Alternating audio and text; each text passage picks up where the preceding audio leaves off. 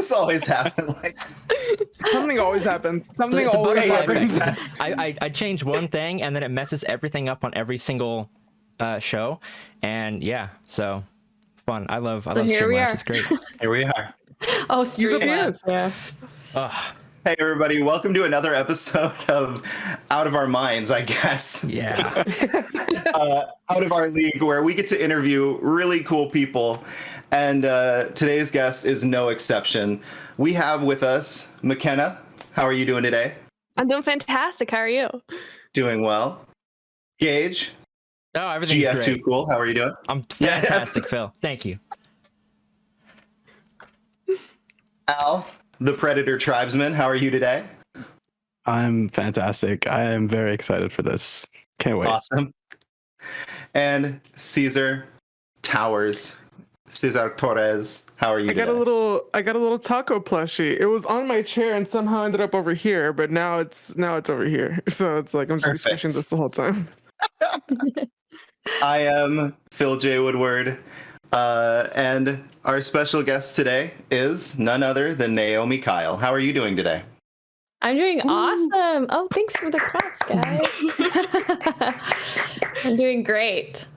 We And I got to just have that wanna taco in the say- shot now. Yeah, Taco's got to stay in the shot for the rest of the day. You made it a thing. It's a thing. But Naomi, I just want to say, you're pretty good. Wow. So, Phil's our resident David hater. yeah. Was that what that was? I love Yeah. David Hayter. So Sorry, I like- didn't recognize it. No, I'm, you're fine. To be I fair, only it remember wasn't, him. Oh, go ahead. it wasn't my best rendition of it. I'm just, I just remember him from when he was in The Office, that brief moment, right? Am I thinking of the right person? I don't know if David Hayter was in The Office, but if he was, I need to go back and watch That that feels like episode. something Al would know. I Right. should know that, but I honestly Uh, can't answer. I don't know if that's true or not. Quick Google. Yeah, go Google. While While somebody's they're, Googling. yeah, while they're searching that and Googling that, Naomi, tell us a little bit about who you are, for those who Right. don't know. Well, primarily I am an ex-IGNer. I used to work for IGN, and I worked for their video team. I was their on-camera talent, and then I moved on to producer, writer for the Daily Fix, which is a daily news show that they did. They still do it. Award-winning news show, that's right. And I was working there from 2011, and I left 2017, and ever since then I've been freelancing and doing kind of influencer stuff, producer stuff, still hosting a lot, and trying to do a bit more, in the traditional field of like acting and getting back into that side of things. But that's basically what I do. And then I also do music sometimes on the side. That's awesome. What kind of music? Well, I've been really into just anything dancey or poppy or fun, so but I'm also working on a French song actually right now called Caresse, it's just a cover song. It's not one I've written. Other than that, I've really just dabbled in a bit of everything. I've been associated with like Grimes vibe and like stuff like that. But everything I've done, I've either done on my own through GarageBand and just completely wrote and produced my whole thing, or with another friend of mine, Marc Bellin, who works out of Montreal, and he's a old college friend of mine. Sorry, I don't know what happened with my voice there. Clearly haven't had my tea or my meal for the day, but yeah, so his name's Marc Bellin. He went to college with me, where I was studying music. I was studying jazz and classical singing. And I did that for my first year of college, but then I decided to switch it up to film because I didn't see really a good path for me in terms of singing. And I was having a hard time with the theory part. So he was awesome because he had amazing ear training. He was on the ball when it came to music stuff. He had just this amazing musical background, and we kind of stayed in touch. And I hit him up one day and I was like, I have this song I made on GarageBand, but I need to kind of get it out of the GarageBand standard samples to make it a bit more original. And he's like, okay, he put together this thing in 2 days, and I was like, oh my God, we need to work together and make a bunch of more stuff. And he's like, I'm down. And so we've been producing stuff, and I'm planning to release it either this month or next month. I'm kind of prepping what that will be like, but I have about 5 or 6 songs. ready to go. Oh, that's really cool. I love that Yeah. you went from like, let's not do music because it's not really, there's no stability I there. Let's go know. to film Right. Yeah. because that's where the Yeah. stability is. Well, I was not wrong. Video and film these days it's kind of been a boom, True. and where everyone can kind of where the access it. money's Whereas going. before, what? Yeah. That's kind of where the money's going right now. Yeah. Yeah, and people have the ability to make really good quality content, movies, whatever, TV shows, with little budget. Whereas before, it just was this kind of hurdle. You had to rent out cameras, and it was a whole thing. So Not kind of always had easy. a good Try- inkling about that. See, I Not thought always to easy, yeah. David Hayter. He's Right. still looking for some work. Is By the he? way, David Hayter was not in The Office. I think you're thinking Damn of Dave it. Koechner from SNL, the bald guy who was Michael Scott's friend. Is that who you're thinking of? Dave Really? Koechner? No, I'm thinking Hater I'm thinking the guy who did the intro for the printer company. What was it again? They made printers. I'm I'm- not sure. Oh, it's not David Hayter. You're right. That's She's the voice thinking of- actor from Canada. Who am I thinking Yeah. then? She's thinking of Okay, all I'm her gonna haters find are this. her I'm motivators. gonna find this, and I'm gonna put it out there, and we'll find that. I promise. Yeah, No, David Hayter likes to talk about love blooming on a battlefield. and stuff Canadian, like that, right? you know? I think he's Canadian. That might be true. Yeah. That sounds right. Everybody's Right. Canadian. Who knows? Like, I mean, Seems to be a very all common the best thing. people are, Ryan Reynolds and Jim Carrey. Ryan Reynolds, and man, that's a short list. Yeah, no, there's a long list. There's a really long list. If you want to go to I the, didn't know the bottom of the barrel, we can go Tom Green Now- for that as well. Oh no. But I'm Al, a Tom Green fan. I thought you were going to circle back around and say, and now you're back doing music is where I thought you were going to. There wasn't stability in Not that music, and now good. here you're back. I'm I didn't know you. Music. I didn't know you studied music in college. That's interesting to me because I studied music in college too. What kind of music did you? What instrument? Choir. I was gonna be a choir teacher. Oh, And, amazing! Yeah, we had I only obligatory choir in our class. Oh, sorry. No, it's okay. I only lasted one semester, so I don't have that much experience. But man, studying music in college is tough because you got to be Yeah. committed to that. You got to be like Mhm. very committed to it. And it was one of those things where you had to have come from a background of having a lot of private lessons, or your school provided music lessons or music courses, which my school did not. We barely had an art program. We barely had like funding for any of those things. So, the talent side of things, like, performing was a very rare occasion at my school. And, but that's what I wanted to do. And then I had to like crash course. I remember before my exams, because they do test you before you enter a program in music to make sure that you like somewhat know ear training You and theory. Can learn or that you know how to read a staff. At your certain level, yeah. And I was not at all, I had never had ear training or theory. So I was like, okay, let's just crash course a bunch of stuff. And I barely passed, but they accepted me. And I did okay my first semester, but then the second one I was like, no, I need to drop out because it's going to be a struggle. So I was like, I'll just continue my own private hobby and practice on my own time. But yeah. I really like that though, because it shows people that they don't necessarily, if they believe they have a life path. Like for me, for example, I wanted to be a pilot. That was the thing that I always wanted to do, and then I found out that I was colorblind, and it kind of killed that dream. So I had to transfer and kind of change what I wanted to do.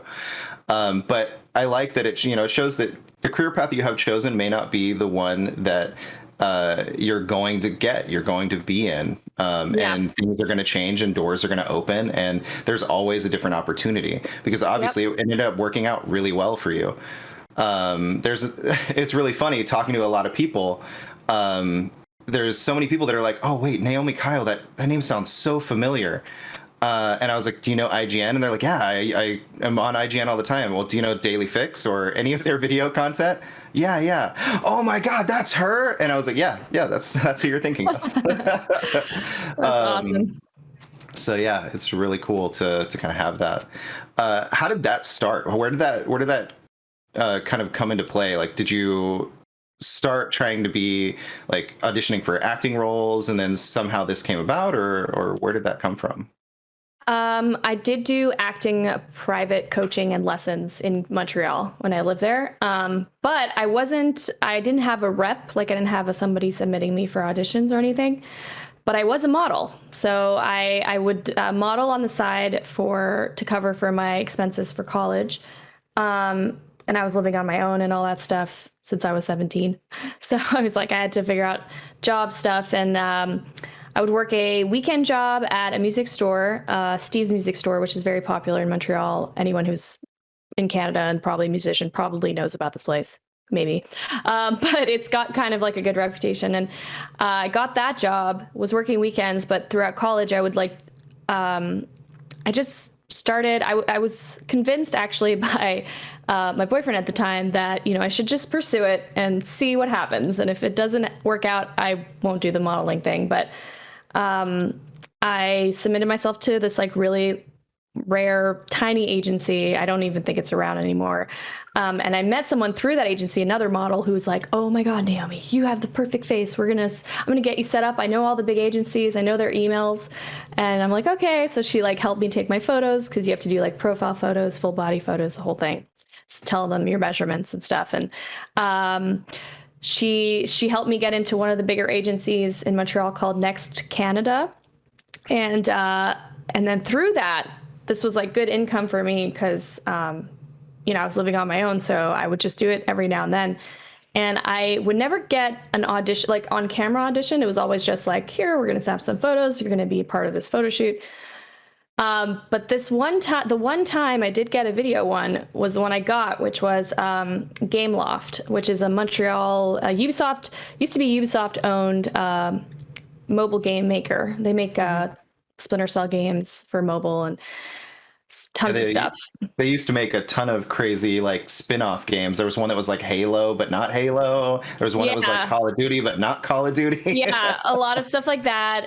I think they had a really popular Minions game at one point. But yeah, they do.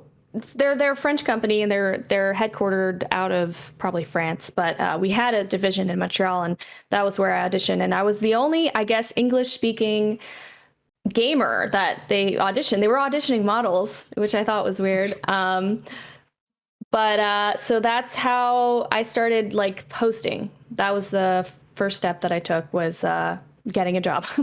And so it was like a once a month gig, but it paid really well. And I would go on camera and I would co-host with this other guy named Josh. And he was kind of the head producer, writer of the show. And we would just talk about Gameloft games. And it was just like something that I had started to do. It was very green. I really enjoyed it. And we would like sometimes go off site and like shoot little segments and stuff. And then I did other reporter stuff for some smaller like media companies or like around Montreal. Probably not around anymore again. This is a while ago. But and then IGN, I think I was looking at, okay, I'm doing the acting courses and stuff on my spare time, and I'm really enjoying that. But, how do I start taking this more seriously? So I'm like, I'm going to go maybe to New York or Toronto. Those were like my two options. But like New York was even a stretch because I don't have citizenship. I would have to like get sponsored or something. And then I randomly got, like near the end of my last few months with Gameloft, I got a Facebook message from this guy named Ty Root, who was claiming he was part of the video team at IGN. And I was like, this is weird, because I was already kind of looking at IGN. I was like, okay, what are they about? I had never heard about them. That was the thing too. Question, Naomi, right before you move on, Sure. Please. Did you consider like what was going on in Vancouver in terms of games industry coverage and like Electric Playground, reviews on their own, that kind of stuff, the G4 Tech TV kind of thing? I had not really gone that far even into the thought process. So no, I didn't even consider Vancouver because my thing was I wanted to act, and I did game on the side, but I hadn't even heard about IGN. And that's how closed off I was from that world. So this was like a real blessing where all of a sudden I was like thrown into this world, and I got the full like brunt of what this whole gaming side of things in America is. Because I feel like in Canada I was just very limited. I didn't have cable. Like I didn't have a lot of, like I wasn't very internet savvy either at the time, but I did have my consoles and I played games besides, yeah, I would just play games as a hobby, and I had like my PlayStation 2. And for me, it was just like something that I enjoyed doing and I'd done since I was a kid. And I didn't think there was an opportunity for me to do a career until, you know, I started working at Gameloft, and I was like, oh, this can be something. Like there's other people doing stuff like this. And the first thing that I sprung up, like found out about through my boyfriend at the time, who was like, well, there's this company IGN and they have a host who does this daily fix thing. Her name's Jessica Chobot. Maybe look into that. And I was like, oh, and so started seeing what that would entail. Had barely taken any steps, and then Ty Root messaged me on Facebook, and I'm like, hold up, like, did my boyfriend tell you something? Like, are you even real? Like, why are you hitting me on my why are you hitting me on Facebook? And how did you get my account? Like, how do you know who I am? Because I didn't even know that my name was like a public thing at the time, that Gameloft was using my real name, Naomi, my real last name. So yeah, just letting you know that this is the first podcast I've ever revealed that Kyle is actually just a stage name. But so what was I going to say? So yeah, so stage name too. Really? Yeah. It's just it's just helps sometimes, especially when I have such a hardcore French last name, to figure out that it's like, I don't want people to just have a hard time saying my name. It makes it easier if I just have something easy. So I went off Selena Kyle, which, you know, Catwoman. So I was like, okay, so I guess he found me through that, took it as seriously as I could, responded back, said I was totally interested. And then I went through the process. It was like, submit a bunch of videos, talk about your favorite game or whatever. Then they flew me out to San Francisco. I met with everybody there, did a bunch of interviews, did some screen tests. And that had been my first time flying to America. Yes, I'm pretty sure. Yeah, I don't think I'd been anywhere else besides Toronto. So I think for me, it was just like, well, there's this crazy opportunity and I don't know if I'm going to get it, but I'm going to try. And I got it. Yeah. So they basically, then that whole process began. Well, then it was a long wait, actually, because they had to get my visa going. It was a lot of legal stuff. I had to get a lot of referral letters. It was a long process, but then my first day on the job hit, and it was the first day one E3, and I had to do the live show. And I'd never done anything like that before, and I had to host the fix.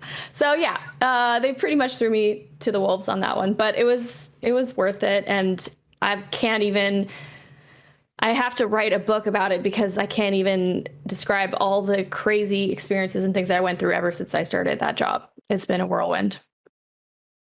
But yeah, long story, but there you go. Have you ever gone back and watched that original video? That original Daily Fix video? I did recently because it's officially been 10 years that I've been in the industry. Well, my start point is IGN, it's been officially 10 years. So I was like, oh, like what kind of photos can I post? Or like, let me go back and see some old videos and see if there's like a screen grab I can grab. And yeah, I saw my very first fix and I was like, oh, I was very green. This was I was definitely nervous. And you can go back and watch it. It's like Daily Fix 2011, day 1 E3 or something like that. So, and yeah. Really quickly, this is the second time you said green. Is that an industry term or? Yes. What does that mean? It means that you're very new to it and you might have a bit of like awkwardness in terms of your delivery. You're not like, this is me. I know what I'm doing. Like it's a bit more raw, so to speak. Basically, so another way of saying, like another way of saying fresh off the boat or like exactly. that kind of thing. I always thought of it in the terms of like grass, like super fresh, new grass is really green. I don't know why, but that's always what I thought about when people said it. It could be. I have no idea where it originated from, but yeah, I've just heard it and started adopting it for myself. Cause yeah, you can go back and watch those videos, and even Gameloft's videos are still up. The ones I did, 2010, I think. And I'm pretty green. I just have a little bit of I still have my Montreal like twang too. I've gotten rid of that over the years, just unintentionally, subconsciously. But yeah, you could tell I have a bit of a French twang because Montreal just has that when you're Yeah, an and English then after spoken being in California for controller. 10 years, you kind of lose Yeah. that. Yeah, and people will they'll not butcher, but they'll beat you up on the webs. They'll troll you. They'll be like, "Oh, she said Mario instead of Mario, or Mario instead of Mario, whatever." They'll like, "Oh, she said roof instead of roof." You know, like stuff like that. That's everywhere, though. I mean, everywhere has Who a cares? way of pronouncing things, and Yeah. it's always a little different. Real quick, that actually is the origin of it. It's green, the color of newly living plants, fresh. There you go. Yeah. I was Nice. fresh face. But yeah. So- and I had big shoes to fill. That was the other thing. I had no I mean, idea Jessica Jess had Chobot. left. Oh my gosh. I know. Yeah, And I had that's no crazy. idea she had left. I had no idea. That's why So when she had he just hit left me up, before I you was got like, there. I thought she hosted the fix. Is she gone? Like, did she stop hosting it? Sorry, what'd you say? So she had just left before you got there. She had left. I think she'd been gone like 2 months before they started hitting me, like trying to find new talent, basically. Yeah, it was interesting. And I worked with her one-on-one maybe twice my whole time there. Because she was in LA at that point. And So basically, Had a the data kid fix that and- you were learning or that you were making was kind of like from the ground up, essentially, because yeah. Yeah. they I'd kind of say told it you what the was. show was, but she wasn't there to like lead you into it. in a No, way. yeah, no training or anything. She'd already moved, and so yeah, they were auditioning people. I don't know why they went with me, but they did. Yeah, so Obviously, it they was, saw something, and it was a good decision. So. oh yeah, totally. And eventually, Jess and I did become friends. Like after moving to LA, we've done like many proper hangouts and gotten to know each other. And we're like, oh, I wish we'd actually worked together more. But you know, Hindsight. Could you is what it speak is. about the kind of feedback, maybe even the negative feedback, if you don't mind? Because I know, like Olivia Munn, for example, at G4, had to deal with a lot of that. Mm-hmm. And did you deal with any of that? Did you like Yeah. not look at the negative feedback? How did you handle that for someone who's just starting filling in like big shoes like Joe Potts? Yeah, because yes, definitely being a lady in the industry, everyone's comparing you to everybody else. You know, it's just a thing that they do. And definitely at the start, people are like, oh, I miss Chobot. Who's this person? And da da da. So yeah, I did look at the comments. You know, it's hard to avoid, actually. They always say don't look at the comments, but you always look. You know, you're always like curious what people think. And luckily, I think IGN did a good job for the most part, you know, banning people who are toxic and stuff.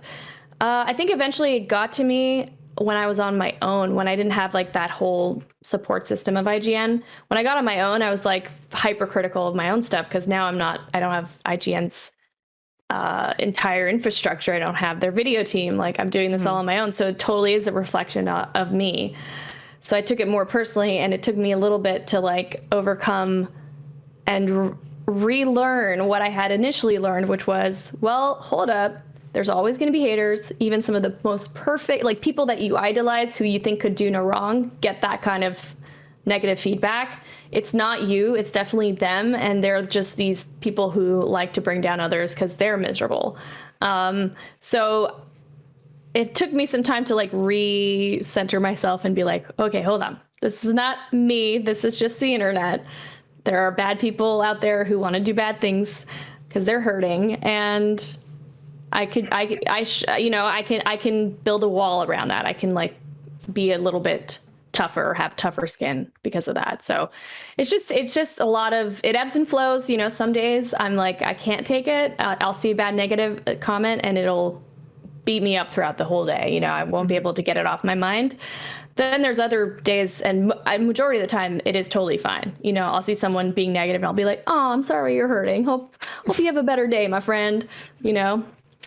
So yeah, so it's a constant battle. I think it's just, if you're on the internet, you're gonna get stuff, and especially it's such a public-facing job like IGN. That's just it made me hypercritical of myself to a detriment, maybe to a benefit on some level, but it just made me want to be better.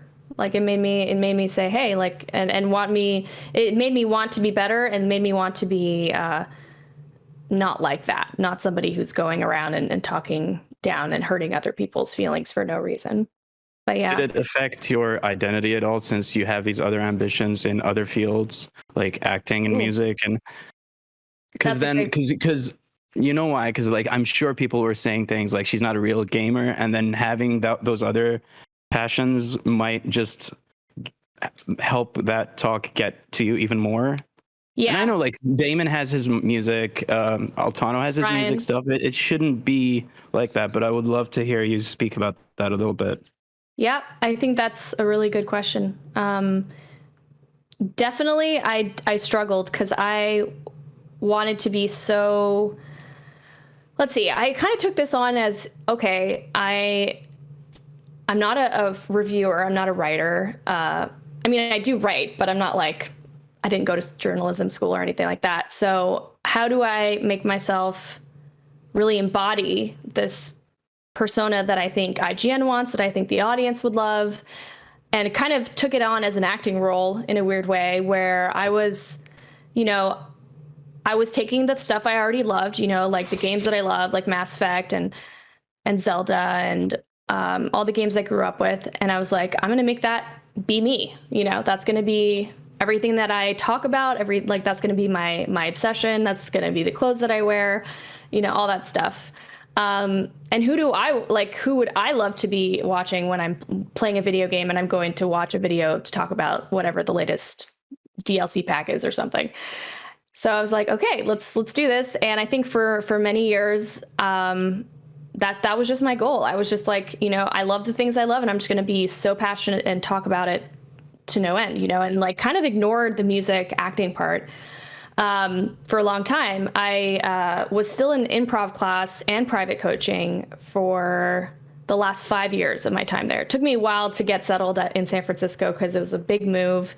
San Francisco's very expensive, and I was not making enough to like live a perfectly, I still had to budget. I still had to be careful with money and stuff. So eventually, when I did get my footing, I signed myself up for some improv classes. I did that for like years. I was in a class probably every week.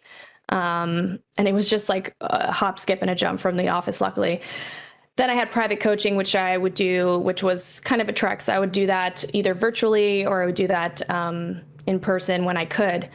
And also when I would get auditions, because at the time I eventually did get a manager, like an industry manager, to get me auditions for acting stuff. So I would do a lot of video This is why I ended up burning out, because I did way too many things at once. I was working 9 to 5. I was working like acting stuff on the side, and I would still be working weekends sometimes because I'd be producing stuff. So yeah, I was still doing auditions and stuff on the side. And I think for me, yeah, it did take a hit, because I felt like I got put in a box a little bit, where it's like, I'm only this thing and no one will ever believe I could be this other thing. It's hard. And I can see it happen to a lot of actors and musicians who try to do the transition, like Selena Gomez, always an actor, Disney star. Now she's trying to do the singing thing, and like recently talked about how it was like, I always felt like I was never being taken seriously as a singer or an artist, a music artist. And I related to that. That's just like an outward facing example, but there are many examples of that, where it just is a hard thing to do when you're skilled in one profession and you kind of want to do the other stuff too. And then people Troy get confused. Baker can relate. Troy Baker can definitely relate to that, I would think. Yeah, I haven't spoken to him about that, but I can see that might be a struggle for him. Although I see him and his stuff, and I think I've only seen a good transition for him, where I've seen people really be about his music. I've seen him play live, and he's got that talent, and it's like, yeah, I believe both. And I also think that his fans are just the type of people that like whatever he does, so I think it's changing. I think at first it was hard. I really did want people to think, the best of me. And really, I didn't want to let anyone down by being like, well, I also like this music thing. Like, I know you just want to see me play games and, make jokes about games, but I I like other stuff. And sometimes people are, yeah, I have the fan base. I have like a good fan base where it's like, where's your music? They're all curious about that part of it. Then I have other people who are just, they kind of know me, but they don't really know me. And they'll hop into my comments and they'll be like, your singing sucks. Yeah, she shouldn't even try. Like, you know, and I want to put it on the record too, that the one song I did release called Oracle, was not a good representation of me. Like it was very produced. I would even say overly produced. It was out of my hands when it came down to the production side of it, because it was like my manager, and then he was in contact with the people doing the music side, and I did not have any communication with them. So it's not a good representation of my style of music or what I like. And the original song that I did on GarageBand, the one I wrote and like produced through just like GarageBand samples, was way more along the lines of what I think was a true representation of what I wanted that song to be. And I think I just like went along with it, because for a while there I was just like, I'm going to be a good soldier and I'm going to do everything because that's my job as an actor or as an artist, is to kind of, well, as an actor more so, to be whatever the character is or whatever the job requires me to be, kind of thing. I've fallen out of that now, where now I feel like I have a lot more of a voice and I can be an artist and have a say in my own creative endeavors and stuff. But it took me a while to get there. And I think at the time I just let things slide that I probably wouldn't have let slide, knowing myself. You've definitely done it right. Like that's why I asked the question, is because you definitely did it right. And I'm sure a lot of people would love to know how you went about doing it. And thank you for that. Appreciate that. Yeah, it's a good question. I'm glad somebody asked me that, actually, because I've never been able to talk about it. I always applaud people trying new endeavors such as music for you. I follow this YouTuber called Alpha Red. I don't know if you're aware of him, but he started a band like 2 years ago or something like that. He's known for making like Smash Brothers content. And nice. Then he started making a band called Ace of Hearts, I think. And during one of his like streams, somebody came into chat and was like, I want to support you, but I don't want to support your music. Right. And it was just like, why would you say that? Like, why would you say it like that? And it's just, you're always going to run into people like that. And and he's automatically not supporting him by saying, but I'm not going to support this part of you. This passion project of you don't yours get to pick and choose. Out. Yeah. It's like, you could have just not listened to the music and not said anything. Yeah. Well, clearly trying to hit a button and trying to get a reaction out of him or something. That's so mean. Like, that's what I'm saying. Like, people will always try to find something and just either neg you or try to say something that's just totally meant to hurt, you know? And they'll sometimes disguise it in a compliment. Yep. It's very mean, manipulative behavior. But Talking about like mean and manipulative behavior, going back to your modeling career, there's a lot of stigma around modeling and kind of that culture and the way people are supposed to perceive you. And you mentioned when you were on video during the Daily Fix, like being overly critical of yourself. And how did that side of things affect you as you were trying to carve your way into a career path? Were there times where you would have someone say something like, oh, hey, you need to do this or you need to do that, otherwise you're not going to make it? And how did you get through those harder times? So well, how it affected me first, I guess I'll answer that part, is it was really bad for my self-esteem, bottom line. And I think that's for a lot of people, and modeling in general makes you very it's not a healthy, depending on the type of person you are. I think I've seen the worst of it, and I've seen where it does work out for a lot of successful models and stuff. And for me, I never felt like I was fully the type of, I don't know, thing that they're looking for when it comes to models, because I was very chatty and I was very like kind of weird in my own little thing, you know? So I enjoyed it for making money, and I enjoyed it for what it offered me. You know, it gave, obviously, opened up this path for me to be able to live in California and like pursue my on-camera hosting opportunities to no end, like IGN and everything else that I got to do. So for me, it was a benefit in that way. But yeah, I definitely became hypercritical of myself, very self-aware of like how I'm trying to be, like how people perceive me. So I don't want to be overly sexual, but just enough, or like, you know, that sort of thing. And then I had a manager who I no longer work with at the time who would say things like, well, you know, just wear a cute top and just look cute and just do that. Or like, you know, here's some, you know, you need to look good, so let's get you some nice clothes. Or, you know, do your hair like this. Don't dye your hair another color than blonde, because if they're looking for a blonde and you show up brunette, then it's going to screw up your whole thing. You know, make sure to watch your weight, stuff like that. It was constant, you know, it was always like, what is the image and the brand image, and are you the idealistic version of that thing? So it was not healthy. You know, I think I managed it pretty well in that I was still very confident. It did take a dip after I had the distraction, like after I didn't have the distraction of the 9 to 5 and working IGN and doing all this stuff. It really like came to a head where I was just living, like I didn't realize all those years I was living in constant anxiety and worry about being perceived a negative way. Because that was part of my job too at IGN, was like being the face and being this like neutral, well put together persona.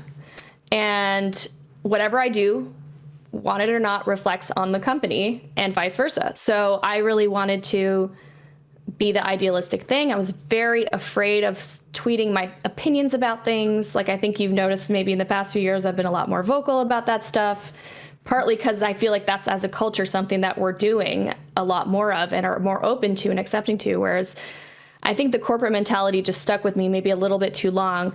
And corporations try to be this like treading the line of like not being too opinion, but just enough, or like being neutral on a lot of things, and or not saying something that's too polarizing or could be polarizing to their audience. So I felt like I'm going to tread that line. And I was always being, it was not a healthy relationship for one with the manager. So that's something, hopefully, maybe I'll write a book about it. I don't know.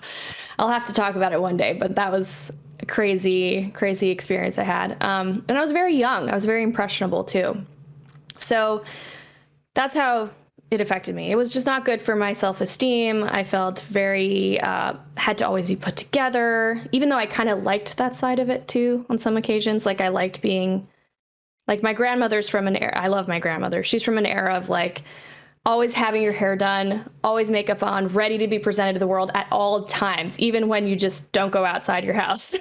So I like that classy side of it. But to some degree, it like affected me because I was never okay just being like being lazy or gaining weight or like looking disheveled, you know, not wearing makeup. So things like that I had to unpack and unfold over the years. And it definitely helped when I left IGN, because then I really could dig deep and like unpack all this stuff that it was just very, it's like micro things happen throughout the day, little tiny things happen throughout the day, and you kind of latch on to certain things, and then it just builds and builds and builds, like criticism or like little things being said to you that you take a certain way, and you can't help but like start thinking, well, is that me, or am I doing something wrong, or maybe I should avoid this, or so that answers part of your question. What was the other part? Oh, how did I deal with it? Well, I did a lot of therapy. I went to therapy I started it when I was in San Francisco at IGN. And then I continued pretty much when I left, when I moved down to LA. So for me, it was a lot of therapy. It was a lot of like breaking down these preconceived notions and these, like this idealistic, perfect thing I was trying to become, like tearing it all down and being like, no, let's start over. Like, I'm not healthy in this state. So who am I? Like, what am I doing? And you kind of lose a sense of self too, when you're trying to be something that you're not. Trying to be this like perfect, always nice person. You know, I get angry, I get sad, I get in pissy moods sometimes, and I don't really show that. Anyways, this is a long conversation, but yeah, that's basically the bottom line of it. It's definitely affected me, and I think that what it took was like kind of tearing down this thing I'd built to like start from scratch and really do some deep thinking and digging into what I actually am about. And I'm about games, but I'm also about music and acting and movies, and I have all these cool ideas I want to see realized. But yeah. That's awesome. Yeah. Thank you. I know that's a tough one, but like I feel like It is. It's very layered. Yeah, definitely. It's like my childhood and my parents and my upbringing and my 20s and my relationships. And yeah. I really like putting that stuff out there because people need to know that it's okay to, like you said, go to therapy, and that other people are struggling, no matter how highly you look up to them, or how much you look up to them, or how perfect you think their lives are. They're dealing with things too. They're people too. And you shouldn't be afraid to get help. Mental health is important. So I just clicked in my head and thought this would be a perfect question for getting that out there and helping spread, some of that information. So thank you for that. Of course. McKenna, you've been really, really quiet. Oh. I'm putting you on the spot right now. Okay. She performs very well under pressure. Oh yeah. Totally cool under pressure. Everything's fine. Just going back to like you said about switching from music and then studying film in school. I'm technically studying media production, but it's in the same vein. No, but that's close because I took film and media and media communications. Communications and film or something. It was like a weird title, but yeah, it had a bit of both where you're learning media communications and then you're learning the film side of it. Yeah. Mm-hmm. And I was just curious if you had any advice for a film student. That's a good question. If you're, I would say for me, what really helped was not really, when it came to group projects, I just did the project I wanted to do. And if they wanted to help, then awesome. But like, it was about learning collaboration in a way that like, okay, how much do you want to do said, project partner, and how much do you want to do, and then kind of finding the pieces of the puzzle. I guess what I'm getting at is like, if you have a vision of something, you should just make it and have it be like, because I don't actually know if you're actually being asked to make content right now or make videos or film. Like, I don't know what your course structure is like. I'm transferring to a new school in the fall, so I have no idea yet. Right. Okay. So you're not even there yet. No. Okay. I was studying journalism at my old school, so it's like it's completely. So they might have you do some group projects and stuff like that. Mm-hmm. I would say if you have time between now and before you start, like make some short, really tiny videos, like 2-3 minutes, and make them creative. Like pick a place, pick a location that you really love, and like shoot something. Like come up with a story, make it simple. And just get it out there and start practicing the putting together of these ideas. And I'm sure you're going to have to do script writing and definitely listen to your teachers. Mm-hmm. One of the things that I didn't really take in, but at the time, now that I think back, I'm like, oh, I should have really taken that and rolled with it. Like I did a script in one of my script writing classes. We were asked to do like a 5-page write-up, and I did this idea I've had for actually a full-blown movie for forever since I was a kid, and I did a scene of that, and she was like, oh, you should really pursue script writing, this was really good and creative and stuff. And I was like, okay, cool. And like I didn't really go past that, and I didn't pursue it further really.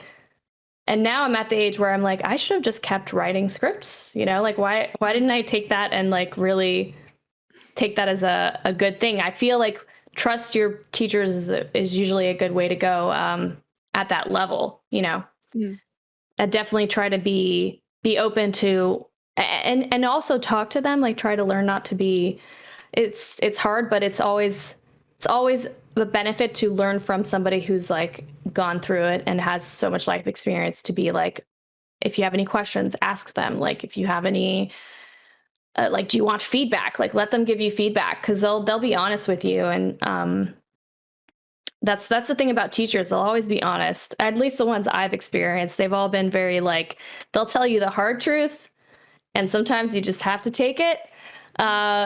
Or sometimes they'll be just really nice and they'll say something and you'll be like, oh, wow, I guess I am really talented in this space. Maybe I should, kind of water that plant a little bit and see it grow.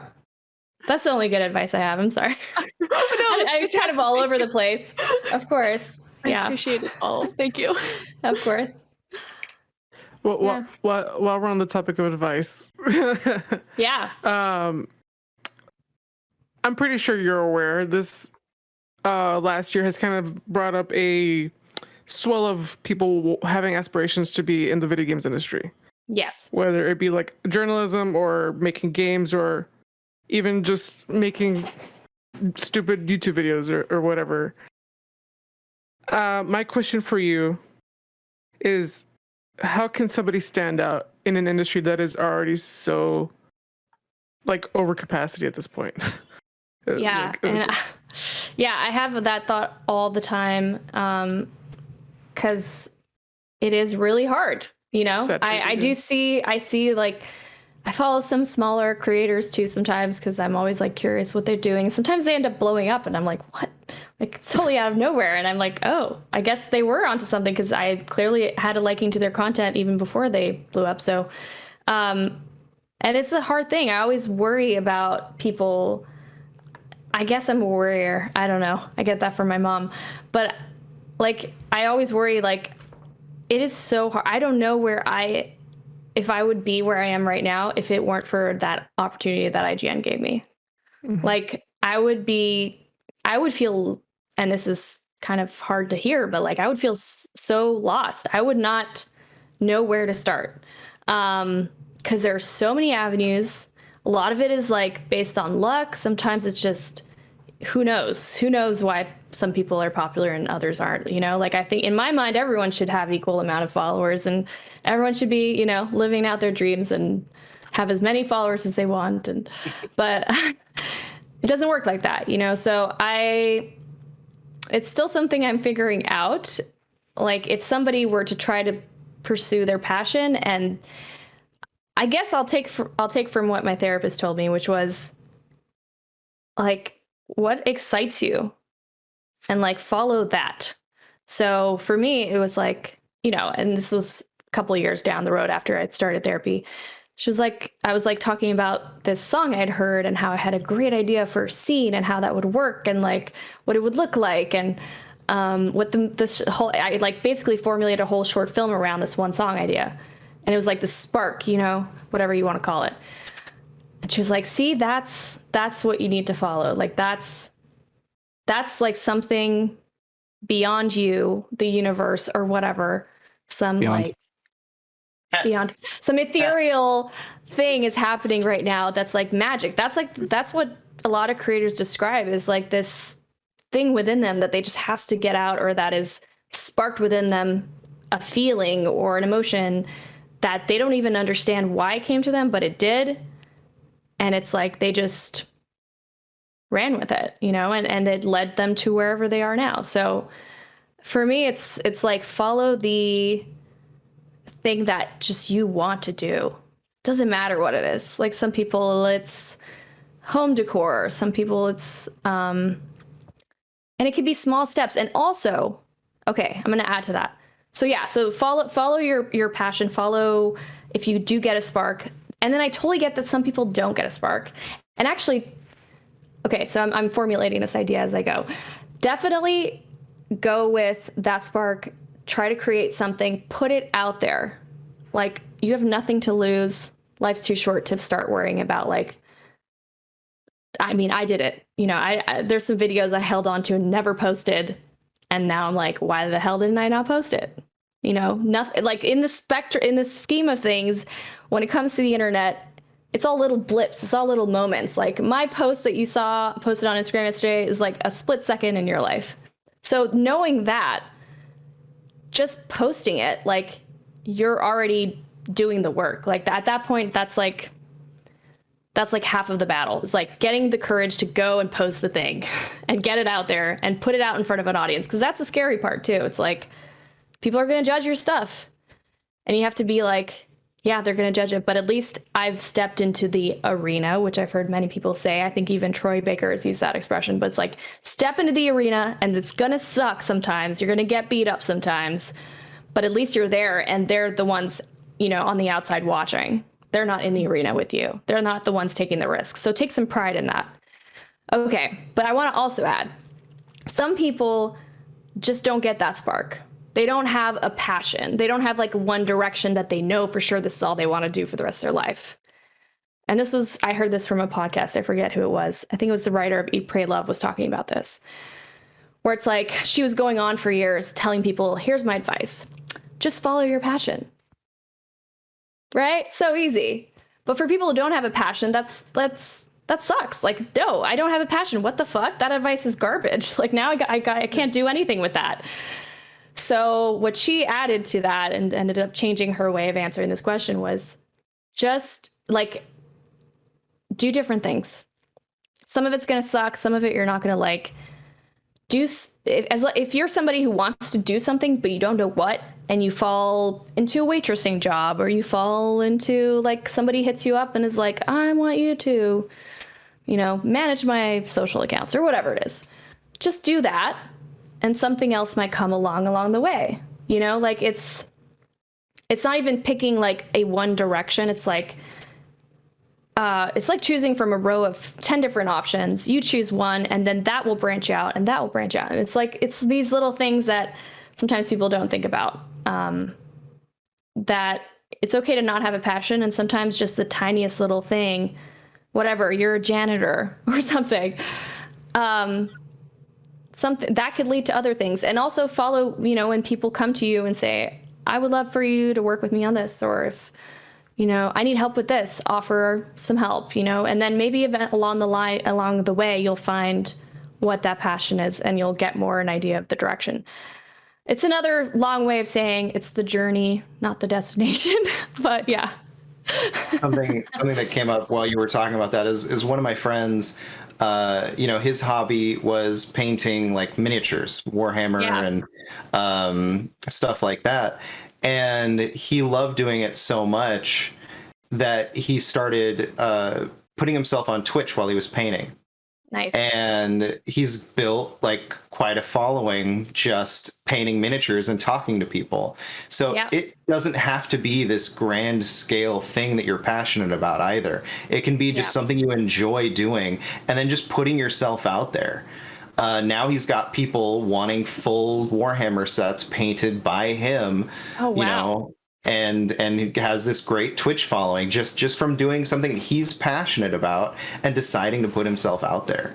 So it doesn't have to be the next Steven Spielberg or you know, the next Drake or whatever else. It can be it can be something as simple as painting Warhammer miniatures. 100%.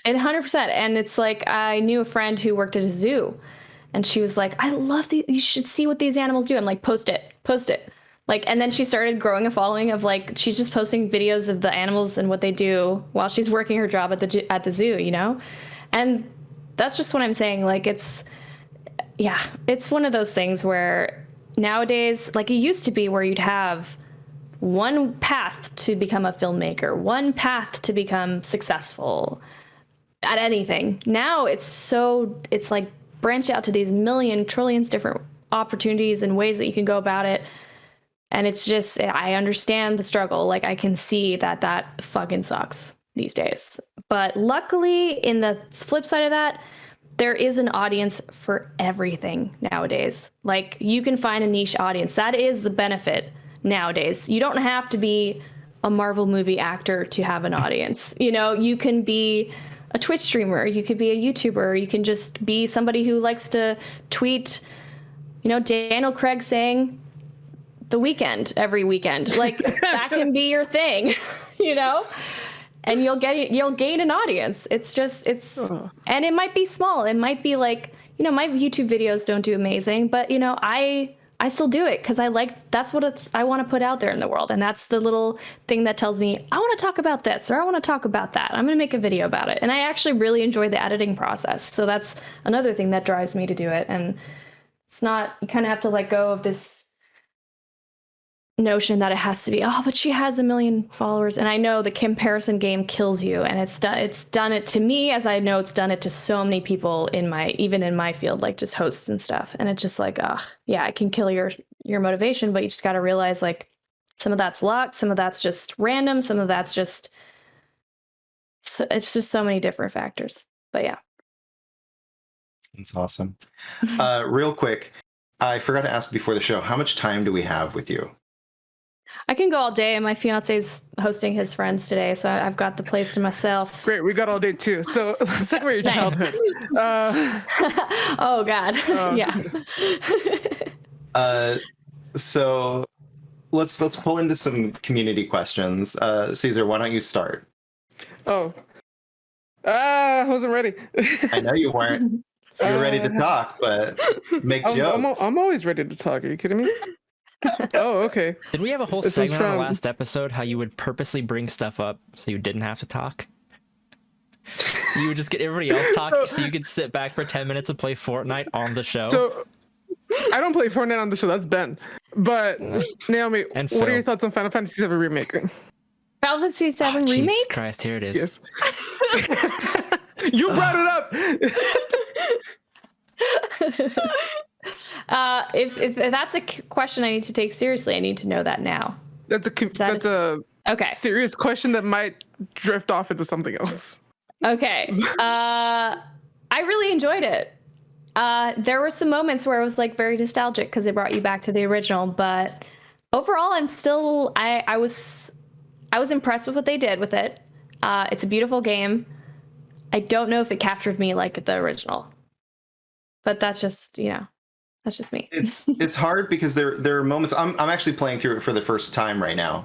Oh, nice. And I'm at the part where you're trying to get into the Dawn's palace or whatever to save Tifa. Mm-hmm. And I love this part of the game in the original because, running around trying to get the wig and the dress and everything, but it feels so much more convoluted and expanded upon in this one, where it's not even an idea to the character. Like, I don't know how they're going to present that idea to me right now. Because as of this moment, there is no presentation of Cloud dressing up like a woman and getting the wig. I've not seen that yet, and I've been in this area for I feel like 2 or 3 hours already. Right. I wonder if they just cut that out entirely. I don't think so. I think, as far as presenting it, I don't know, but I know that you can get that stuff in there. Okay. So yeah, it's just really interesting, and I don't know how I feel about some of it. But as far as like the story elements and the acting and the performances, that stuff is really cool, and I love seeing the new depth to these characters, presented in a way we've never got to see them before. And the voice actors and voice actresses are amazingly talented and absolutely killing it. I didn't know how I was going to feel, because you have Advent Children to kind of hear these characters and get a feel for them. And then you come into Final Fantasy VII Remake, and all of a sudden they are these different people altogether. And it threw me for a moment, but once I just got into the flow of it, I love their performances, and they're all super amazing. Yeah. Sorry, I didn't mean to go off on a tangent there. No, it's true. And I think what it did was it brought this story and this world to like the new age. Like now it kind of fits within the whole Final Fantasy, the games we're seeing now from them, which is great. I have no problems with that.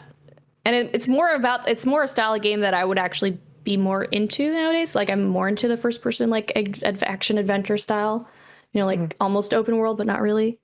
Kind of games, but I don't know. I guess I was expecting more callback or like more of a feel to the original, but you can't really do that because it would have be a completely different game at that point. But yeah, it's good stuff. Now on to the real community questions, Caesar. All right. That was just for Gage. Okay, from Mr. Robin GL, he asks, "What was your favorite announcement from E3 this year?" Oh, favorite announcement. I'll say favorite trailer was The Outer Worlds 2. I thought that was. I laughed so hard watching that. I don't know. It caught me off guard completely, which is some of the best kind of way to do that to make people laugh. Oh yeah. But I would say of the games that I'm most looking forward to, Back for Blood, not because I hosted it. A little But I'm biased. actually legitimately excited for that game because I was a huge Left 4 Dead fan, and Starlight.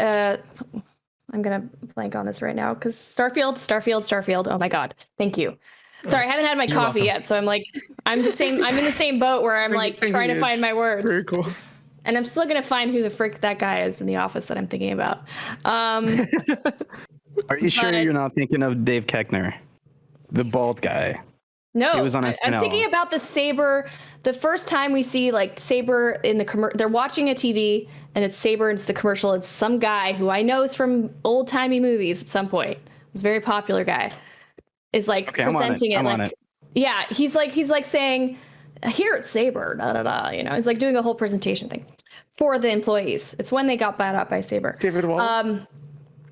No, not David Wallace. He's not a regular character. They basically just in this universe of The Office, they hired this famous actor to do a Saber commercial or a presentation. Christian Slater. Slater. Yes. Okay, that's right. So I got the name kind of close, but yeah, I was just a bit off. Christian Slater is not David Hayter. Hence, okay. Put that on the shirt. Christian Slater is not David Hayter. I need that on a note right now. I'm going to put that right next to my calendar on that wall so I never forget it. And I'm so embarrassed because I love movies. I can't say I've seen a lot of Christian Slater movies. But I knew his name was Ader or something, you know? Anyways. We found it. Hey, I can move on now and relax for the rest of this podcast. About an hour in, we're like, yeah, we can move on now. Right. Yeah. To be fair, they are both the same age or really similar in age. So similar names, similar age, you know? Yeah, exactly. They might even also Christian Slater, is he Canadian? I have a feeling he might be. Ooh. That would be even crazier. Okay. What was the other one I'm excited about? I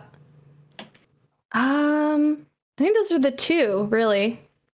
I'm trying to remember all the things we saw. We saw so many things. There was a lot of surprise. Redfall. That's the one. Yes. Redfall looks amazing. Yeah. That was totally out of nowhere too. Even though we didn't really get any gameplay for it, I'm really excited for that one. Yeah. As excited as I am for Deathloop, I'm like, sorry, Arcane, you've just given me more, and I want more from this. Yes. Especially after hearing that it's going to be a 4-player co-op kind of open world experience. I'm like, can you give me Left 4 Dead with vampires in an open world? Let's go. It looks like that's what they did. I mean, as far as I can tell, because until we have more information, we won't really know the mechanics and how that whole thing works. But I love what they built already, and it totally threw me for a loop. Just in general, I was like, I did not expect them to come out with that at all. Yeah. But beyond that, I'm always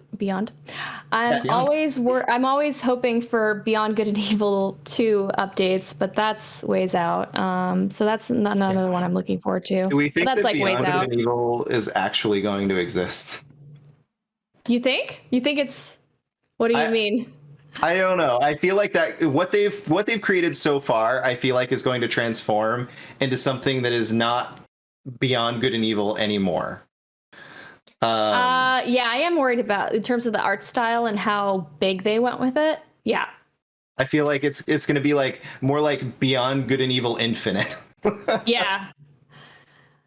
Yeah, I wonder what they're doing. And remember, it was going to be a lot of shared content within the game, and there's some backlash about that. Yeah, so I don't know if they're changing or if they're going to pivot. Yeah, I just hope that it still feels like I might even go back and replay the original, and just be like, okay, well, what did they actually pull from this, and is it still true to the original? Because I love that first game. It's a classic. Naomi, if I could ask, I would love to know what you think of Deathloop and if you're excited for that. As an I am very Arcane excited fan. for it. Yes, I'm very excited for that.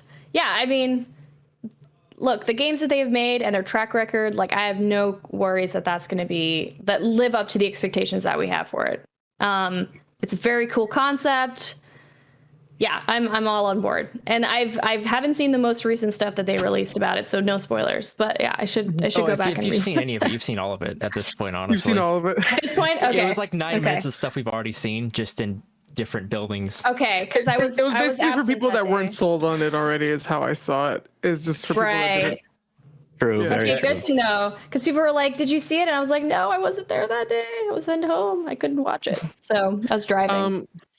For Frickin' Robin's sake, I should ask you, what did you think of Elden Ring? What we saw of it? I don't know. I think it's gonna be good. I'm worried about the hype level. I'm worried about we might not get I don't know. I was shocked that, first of all, that Jeff Keighley pulled that off and he had the reveal on his show. Oh, yeah, phenomenal. General E3 stuff. So that was kind of out of nowhere. I think it's going to be great. Yeah, I'm just always worried with these games that are so hyped now. I think I've been burned since Cyberpunk. But you never know. I think from what they showed, it looks promising. What about you guys? Do you guys feel good about it? Are you guys stoked? Are you guys OG Elden Ring fans? I have no attachment to it, and I honestly, I was excited when it got announced. I just don't care for it. But Okay. it's like it got announced, and then it was later that year when the PS5 and Demon Souls came out, and it's like, well, Blue Point just kind of did it better than From Software ever did. So, and personally, like I loved Demon Souls back in the day, but I think everything they did to improve upon it visually and gameplay wise, almost as good as Bloodborne in certain aspects. But the fact that, you know, Bloodborne's apparently dead and is never going to get a sequel or 60 FPS or any of the things that people want. I think it's crazy. Yeah. It's just seeing a different studio do what they did, but on such a higher level. And then seeing actual gameplay of Elden Ring, it still looks fun, but it's like, wow, this still kind of looks like a PS4 game. Well, PS3 game. It is a all PS4 game. of From Software's games kind of look like PS3 games that just had slightly higher resolution textures. Please leave the chat. Please leave the chat. It's true, though. I'm just saying. You boot up Dark Souls 3 and it's like, oh, this is fun, but that engine just kind of sucked. Sekiro is so pretty. Yeah, it's kind of pretty, except it runs at like 35 frames per second half the time. Because they're like, unlock frame rates, but oh Jesus. You got me on frame rates, that's true. And it drops down below 30 sometimes. So yeah, you're not wrong. Which is painful in a game unless you're playing precise. It's so precise. Unless you're playing on PC. True. Just saying. Or new consoles now that they can run that game at higher frame rates. Never going back to the game. I've been a fan it's too hard. Of Miyazaki's games for a long time. And I was kind of taken aback by the whole introduction of George R.R. Martin and his involvement in it. Right. And I'm wondering how that's going to kind of affect the way lore is distributed. Because the one thing that's really fun about the Souls games is kind of how cryptic but also deep all the lore and distribution of the story is. So with a more structured writer working on the story aspects, I'm wondering how much more cinematic or story-driven Elden Ring is going to be. And there's a lot of talk about it being more free-form and open world and giving you a freedom of choice than other Souls games. So I'm really wondering how all of that stuff is going to affect it. Not to say that other Souls games haven't had choices, because like Bloodborne, you can kind of tackle the world in different ways if you want to, and you can go fight the Gascon before you fight the beasts, and there's a lot of interesting things you can do like that. Good point. I'm definitely excited for it, but I'm also kind of trepidatious because we don't know exactly how it's going to play or how different it's really going to be. So it'll be interesting to see for sure. Yeah, and you're right about George R.R. Martin. Like, so far, what happened with Game of Thrones and stuff, it's like, oh boy. And then how much involvement really? Because apparently he's got no time to write the newest books. So that is one of the nice what's things. going on there? He finished the story before they even got super deep into development. So he obviously thought working with Miyazaki was more important than giving people their closure. I just don't get People it. have been waiting since like '93. That's crazy. I And he just still has, like, don't 2 get it. books to write. I know. I was gonna say, I think because it is a George R.R. Martin project, people are gonna love and overhype the first 90% of it, and then just really hate the last 10% of it. Just if his As track the track record shows. Yeah, the track record that shows. that is what will happen. Yeah. It was more like the last 1%. It was like a blip. But let's not even talk about that. That's just too hard. I haven't seen the show and I never will because of the I'm rewatching it, and some of it's so good. Oh, so good. I'm like, wow, did you mess this up? Why are you putting yourself through that, Naomi? Why? Because I wanted you to know go you're back not and gonna like it. rewatch if it was as good as I remember. Like, And it's It was. was it just all hype, or was it legit good? And it's still legit. It was good. No, Yes, they it was flipped. good, and then they fucked it up. They flipped a switch in that final season to try and get to a certain point, to get to a certain ending, and a lot of the jumps and leaps in logic just didn't make it. No. So I rewatched. Let's not relive that trauma. Leaps It's in so time, bad. not just logic. It's so you bad. can do that Cut on your own that time, Naomi. Let's part out. move on. And somebody not brought up make George R.R. everyone Martin and it relive was that right trauma. there. Yeah, Somebody brought up George R.R. Martin and it was right there, so I just had to pick You're it. right. You're right. It was my bad. Anybody else got a Thanks, community Railroad Martin. question? McKenna, you got a question over there? I do. This is from Jessie G at Pink Spider Felix. She asks, "What are your thoughts on naps?" Taking naps, Yes. not Napster or anything like that. Okay. No. The music I app? mean- That was dope. My McKenna goodness. doesn't even Limewire, know yo. what Napster is. Shout, Oh, no, shout out to I would go to Limewire. That's all I've got to go off of. Oh, I man. like it. Naps are the bomb. I don't know about you guys. Well, hold up. There are some days where I'll take a nap and I'll regret it. So they're like 90% the bomb. A lot of because- times I'll wake up and I have no idea what year it is. Yeah, or I'll wake up groggy. I'll be like, that didn't really rest me at all. Like I did not, but I feel I'll enjoy. worse. Yeah, but there's some weekends where I do give myself permission. The hardest part I have is like giving myself permission to take a nap because I'm like, no, it's during the daytime. I should be doing something, like wasting life, precious life hours. So, yeah, naps are amazing. I always recommend take a nap or like get used to taking naps because it's good for you. And I don't do it nearly enough as I should. So that's my answer. What about Napster? Napster. It was cool back in the day, but you know, it got us into the age of the internet as we know it now. So thanks, Napster. Any thoughts on LimeWire while we're here? I use Limewire a lot. Yeah. Can I legally say that? I mean, can I like? Am I dead. Who putting myself cares? in? Yeah, statute Am I limited. putting my statute of limit? Yeah, statute of limitations has expired. We are fine. Oh God, it's been over 15 years. Yeah, it's old, but I'm pretty sure I recall using it a couple times. Yeah, I don't think I know BitTorrent. anybody.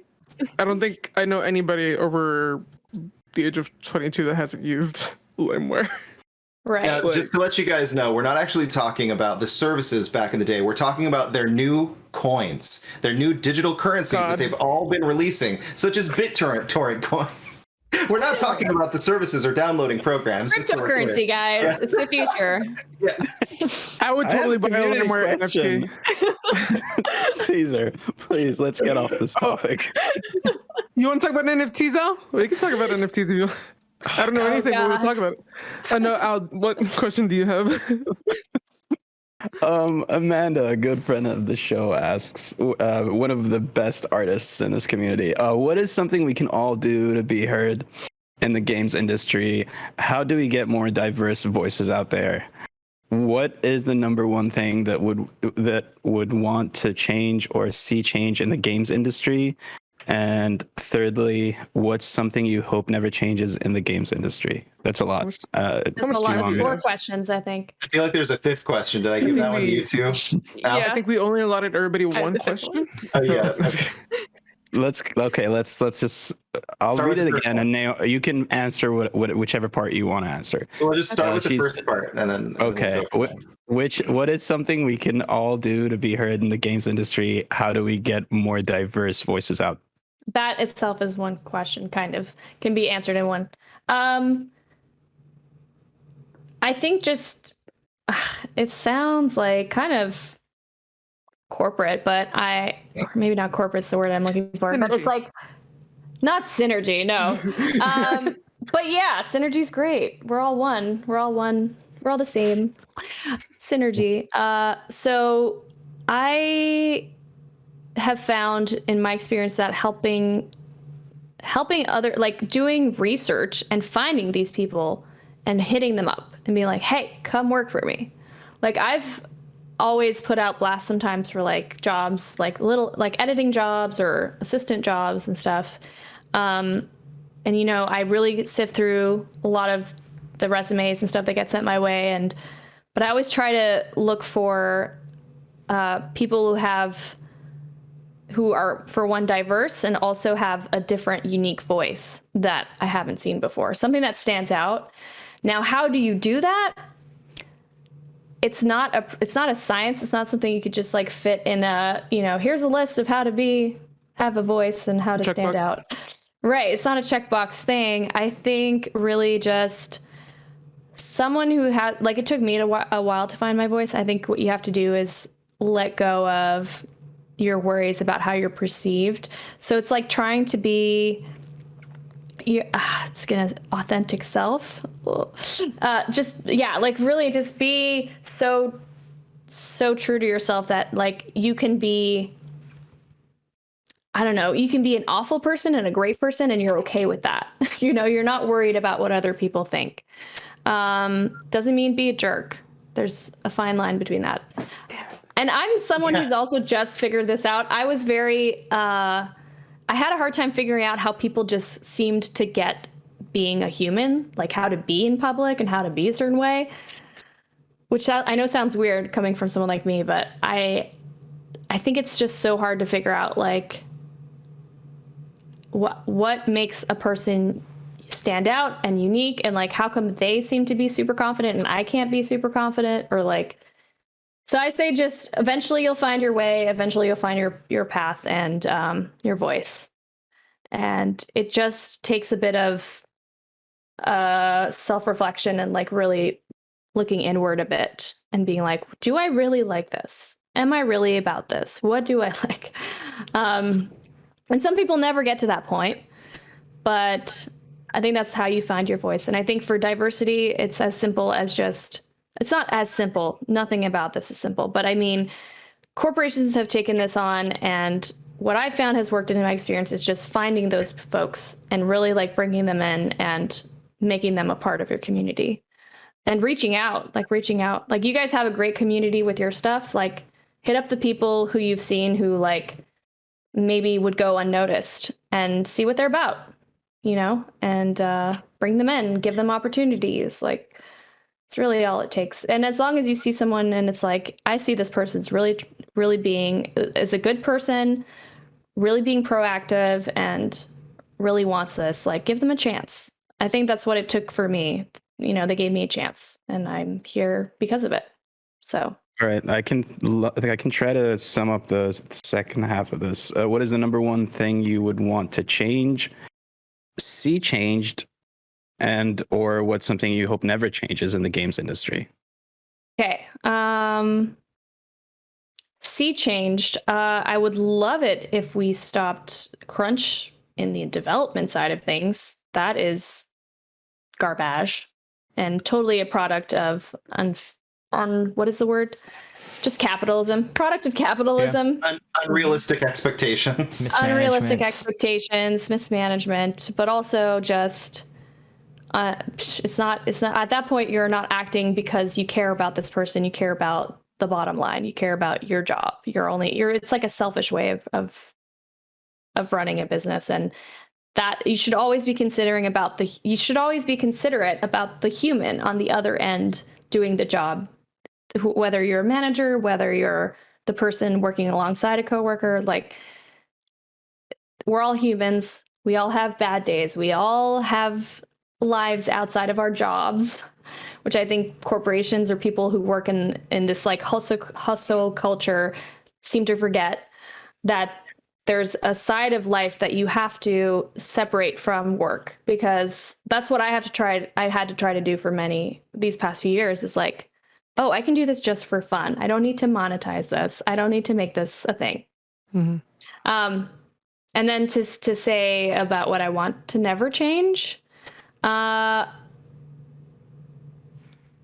never want to change that it's like our thing, and it's like kind of this thing that people don't understand. Like, I like that it's our little community. Like, the fact that we're all gamers, and then there's this whole other generation that just doesn't get it. I find that so kind of cool. You basically just don't want the gatekeeping to stop. Yeah, selfishly. Well, gatekeeping to a limit. You heard it here first. Naomi Kyle is very pro gatekeeping. I just think it's cool that we have this thing that's separate, that is ours to enjoy, and that doesn't become this huge, and it already is adds in many levels. This what's the word I'm looking for? Like a commercialized thing. It's not going to be like this thing that's as prominent, and as, I don't want it to turn into, you know how it used to be, like jobs working as a flight attendant or like a banker was very reputable and you'd make good money, and it was like, wow, you're a banker? Like, that's so cool. Like, I don't want it to ever turn into like, now we're I'm not saying any bank name. I was going to say a bank name, but we haven't lowered the bar to now it's just like everyone's just doing it because they have to for the money. Like, I love that it comes from a place of like, we love this and think it's really cool, and it's like it's our whole lives. I don't want it to get to the point where it's just like now we're at a cash register job working minimum wage. You know, like, I think it's cool that this business is thriving and that we get to be part of it and to enjoy it fully at the level that it's at. Does that make sense? Yeah, absolutely. You know, like how banker jobs and like flight attendant jobs now are kind of like, and it sucks to say this, but I wish everyone's job was like highly, like even waiters have a freaking hard job. And like, there's people who are career waiters. But it's just kind of lost that thing. And it's because, you know, money gets involved, or they become too big for their business. And now it's like, oh, we'll just hire some kid off from college who doesn't care about this job, probably won't stay for more than a year, and we'll pay a minimum wage and stuff. I don't want to get like that. And I think there's some parts of the gaming industry that are like that still, but I see a lot of people joining the gaming industry, even at lower level jobs, and they're still so stoked that they work at either a game dev or like something like that. To them, it's just their passion, you know, and that they would take any job just to be a part of it, kind of thing. I think something interesting about the gaming industry, and thinking about the fact that people are making these things, is there was recently a bug in The Last of Us that was brought to light, where you could kill Tommy. Spoilers, not spoilers because it's a bug, but still kind of spoilers. I mean, kind of. Tommy is in the game, you guys,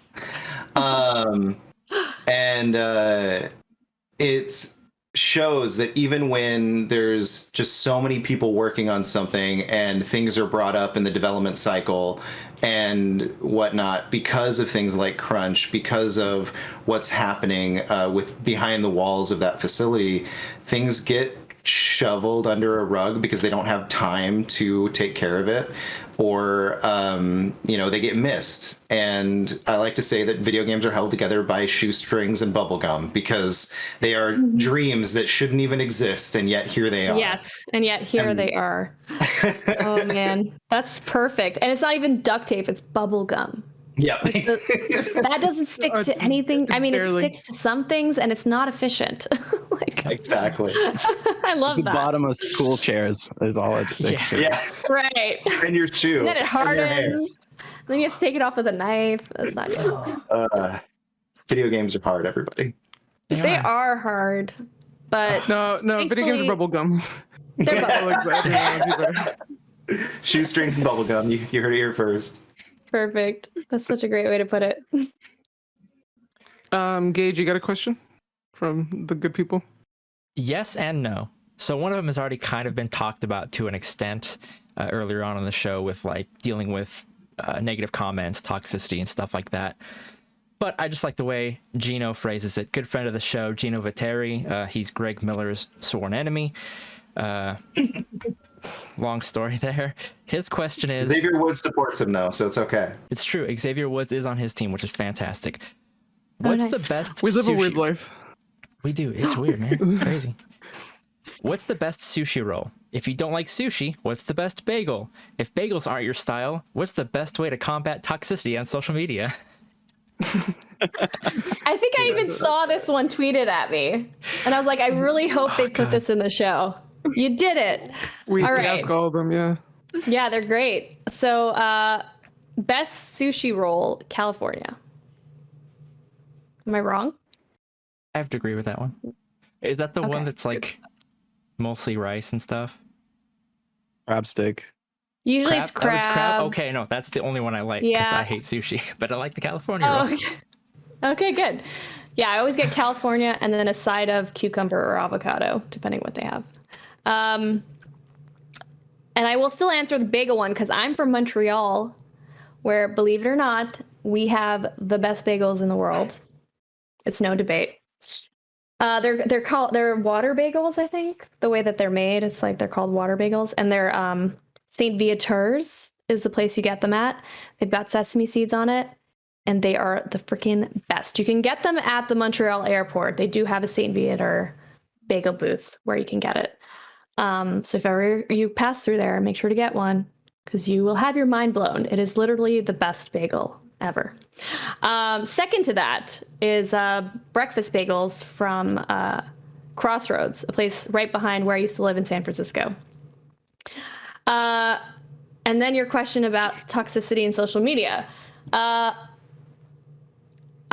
think for that, you're going to have bumps and it's going to be tough. You're going to have some days where you can't handle the negativity and it really makes you feel like crap.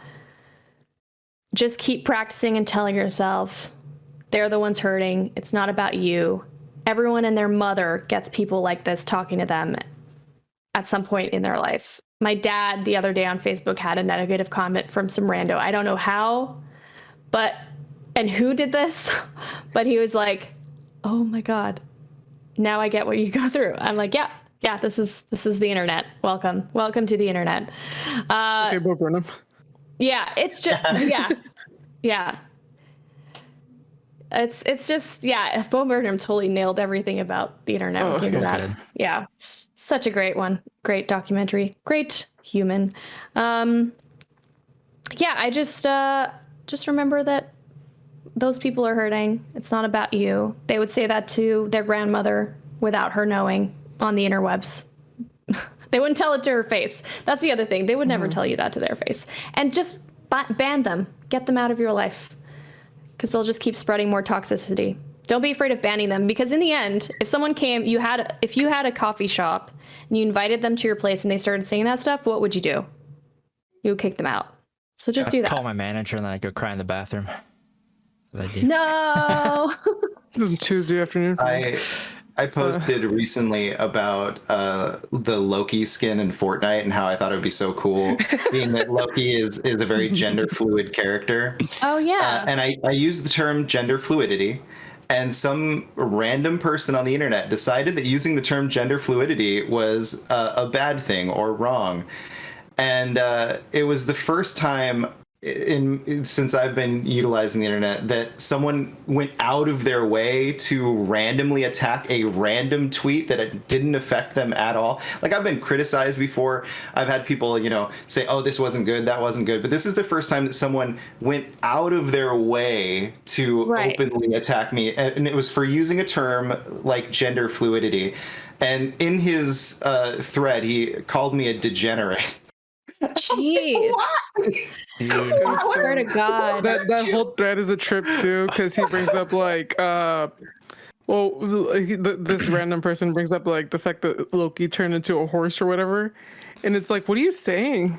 Yeah. Like, what are you... he specifically said Loki effed a horse, and I'm like, technically the horse had sexual relations with him, and then, or her technically at the time, because he had to turn into a female horse to attract the male horse to get him away from the person that he was trying to save. And then then she, at the time, Loki gave birth to... You know too much about this. Devis, I can't pronounce the name. But essentially Odin's horse, the horse you always see Odin depicted on, was birthed by Loki because of this scenario. Anyway, doesn't matter.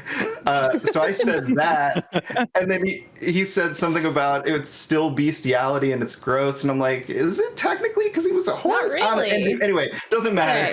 It's magic. And your disbelief here for a second. Yeah. Exactly. So I swear that guy really probably silly. Googled Loki gender fluidity because he was just mad that day and wanted to go spew some hate and found you and just rambled. Right. Yeah, no, the liberals all are I making up thought words. is that because Loki is one of the most gender fluid depictions in myth, of changing from male to female to other creatures.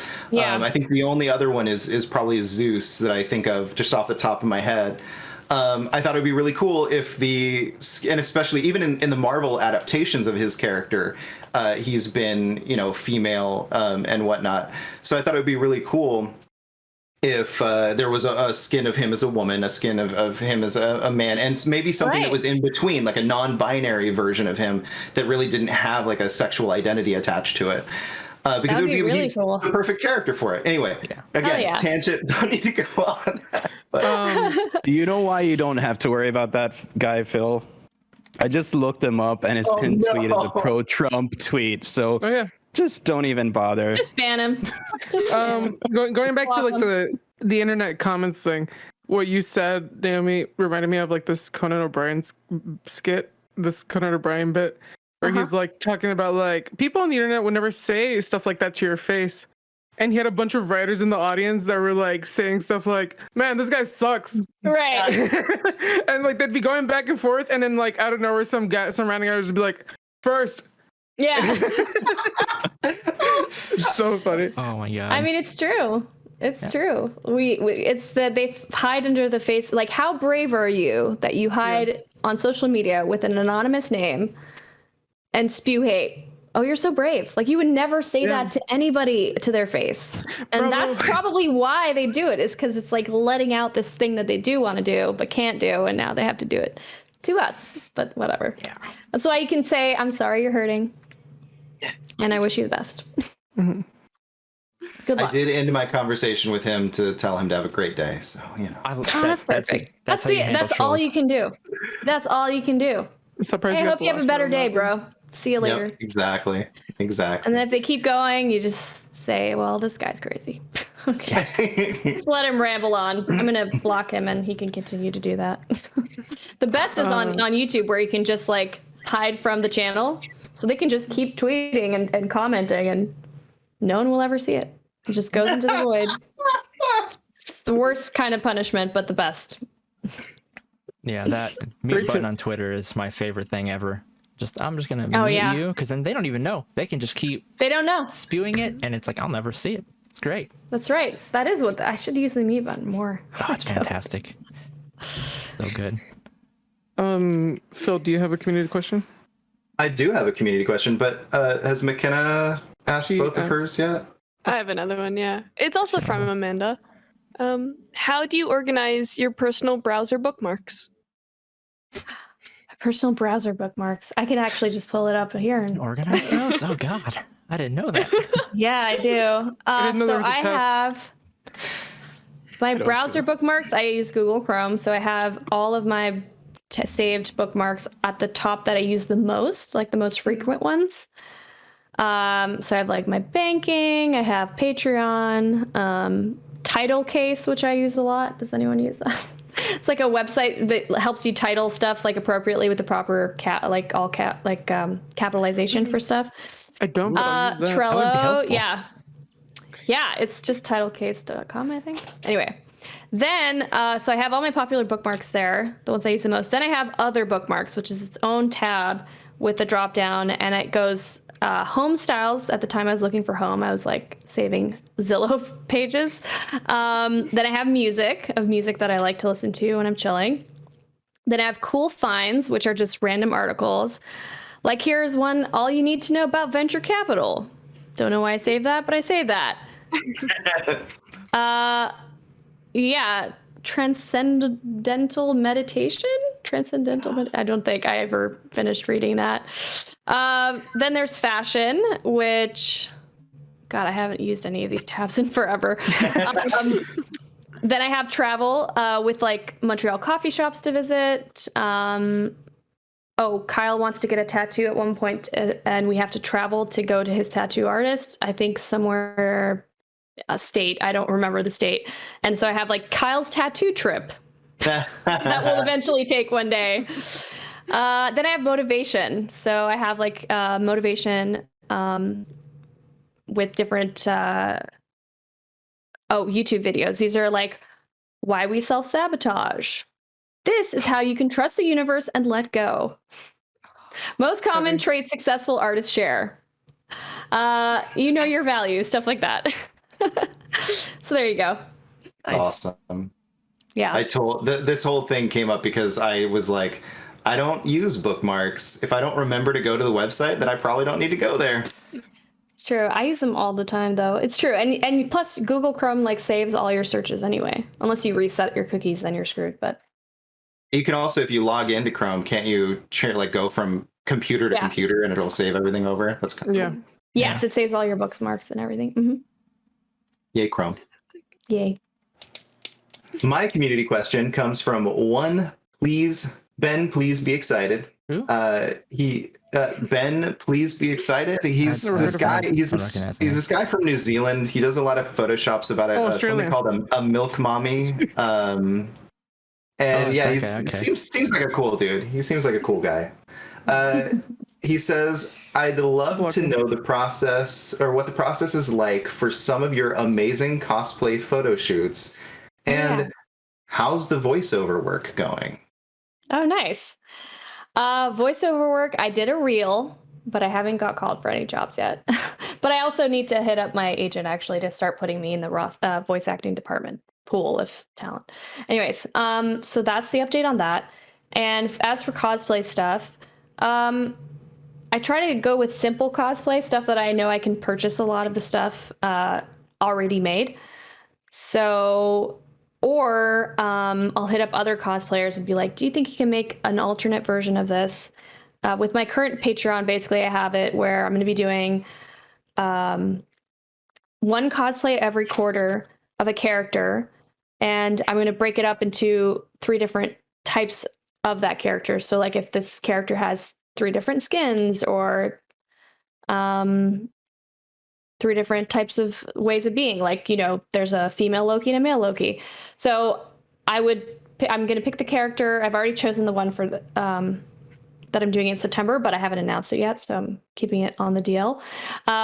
But I'm going to do an alternate version of like my own creation, and then a casual version. You know how people go to Disneyland and they can't dress up as, you know, Belle or any so they do like a casual, close enough, but with, you know, everyday clothes to that character. So I'm going to do one of those as well. And then as far as like all my bigger cosplays that I've done, the only ones I've made truly from scratch entirely myself are like one of my Tomb Raider ones, Black Cat, and my Harley Quinns. All my Harley Quinns were made entirely from scratch.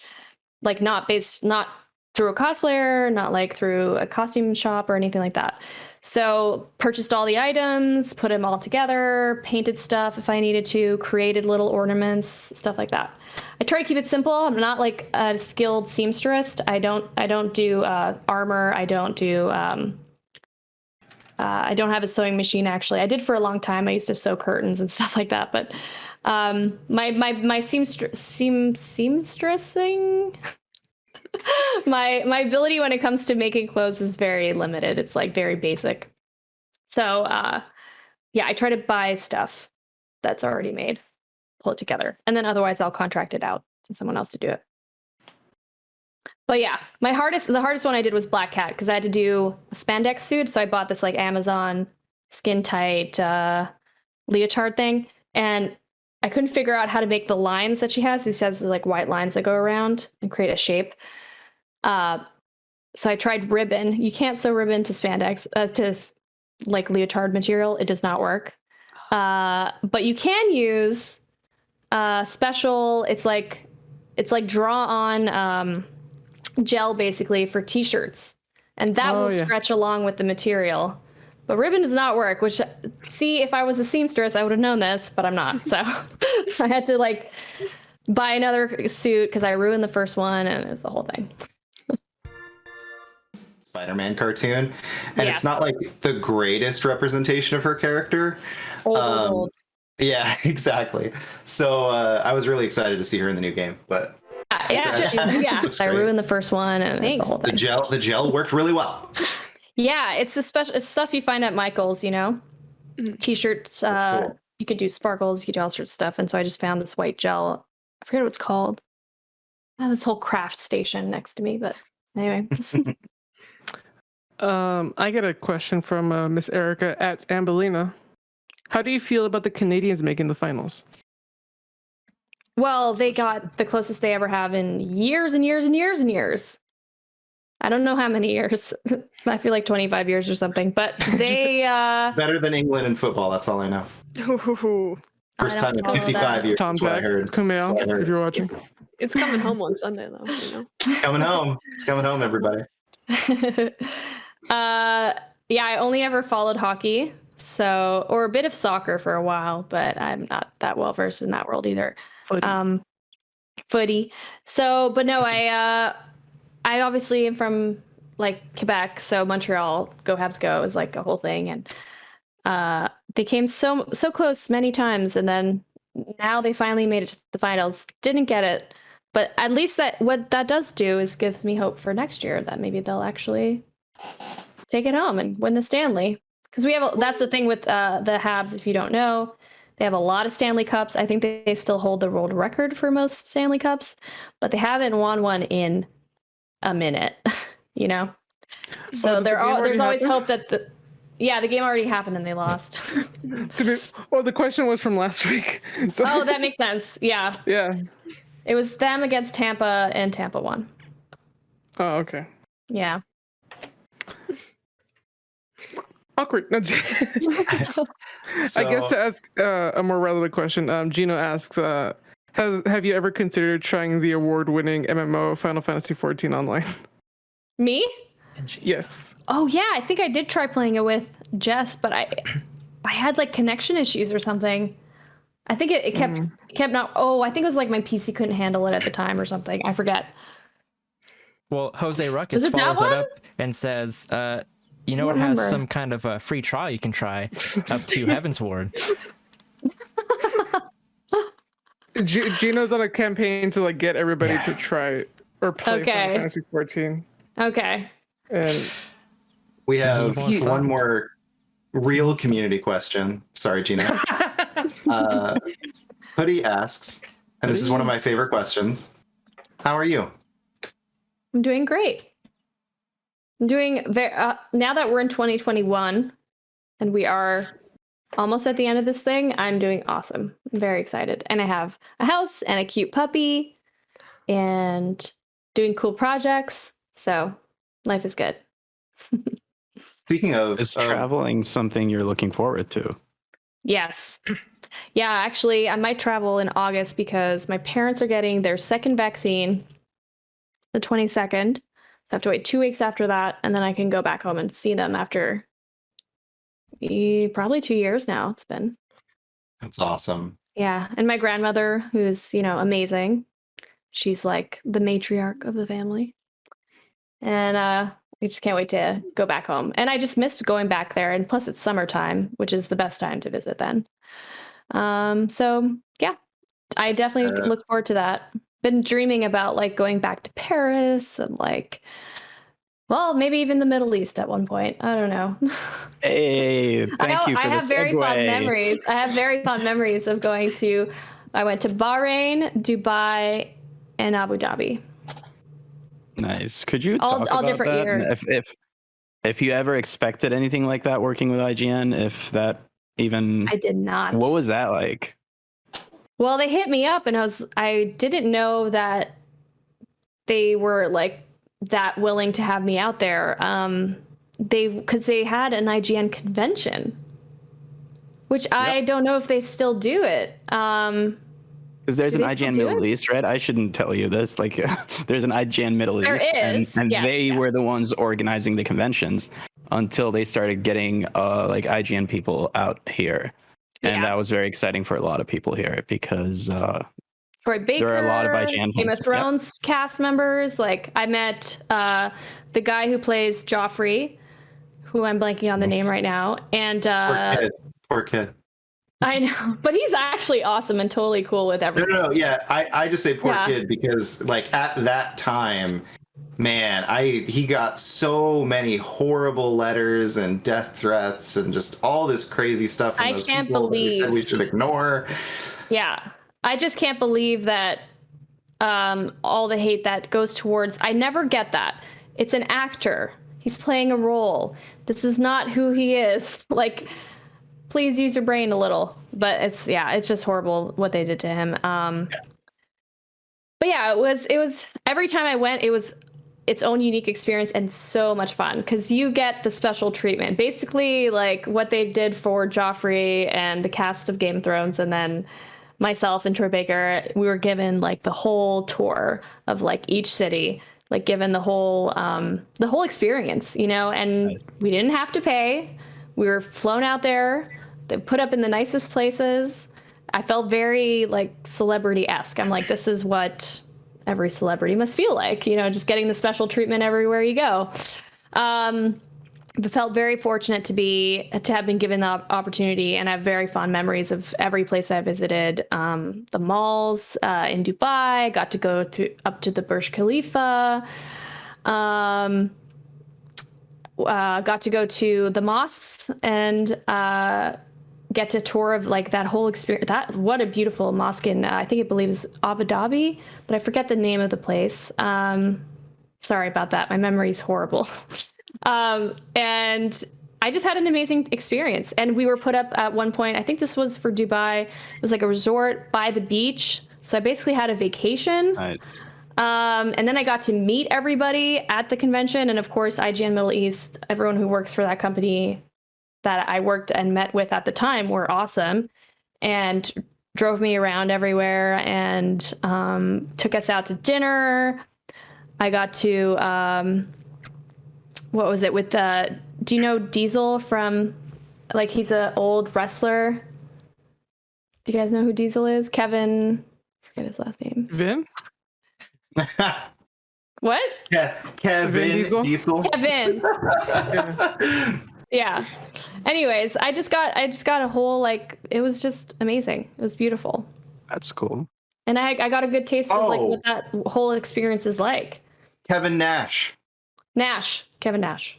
I was like, Kevin Diesel, there's this starting to click, and then I had to look it up. I got to smoke shisha with Kevin Nash. That's at awesome. like a restaurant. Nice. And it was all authentic. The food was amazing. I mean, it was basically a vacation. It was amazing. And I got to meet a lot of fans too, and they brought me art, some brought me gifts, and everyone was so nice and excited to see me. And I'm like, you know who I am, me from like little old me from Canada. Now I live in America, and you know who I am. It was really fun. It was really nice. I think that's always Super cool. simultaneously one of the coolest things, but also the saddest things about IGN is it's such a large company, but most people don't get to experience the other sides of it, like France, like Spain, like the Middle East, like all those different subsects of IGN. It's really cool that all of those exist, but it's also kind of sad that not as many people get to experience that. Yeah, like if you live in America, it's relatively easy to go to like the Fan Fridays and like go visit the office and meet the people. Like at the time, you know, the kind of funny people who worked there had never heard of him. Sure, never heard of Greg Miller. That reminds me of a question.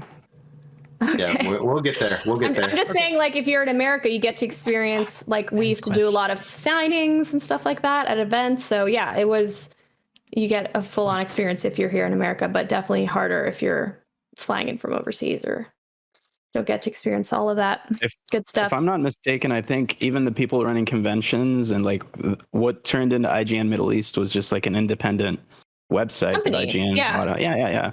Yeah, and even the conventions out here were all like independent conventions, and then somehow got the IGN license, and that turned into all of that stuff. So my question is, do they still do it? Not after COVID, no. But they have been doing one it. Previous, like, yeah, okay. Yeah, on like an annual basis, all around the region. Actually, it's pretty cool. It's something we've never had here. Right. Like a decade ago or even less. Right. Never. It's like kind of like your first Comic-Con, or like it's like a first regular nerd fandom day that you get to, or like a week that you get to have, and have all the nerds gather together and hang out and like talk about what we love. Which here in America, we have a plethora of those events. So it's like, right. I totally get the need for that in places like Bahrain or anywhere around the world, really. Because otherwise you have to fly everywhere, and it's not always convenient, and it's very expensive. Mm-hmm. All right, next question. Hey, so we asked this question to every guest except for one. Yeah.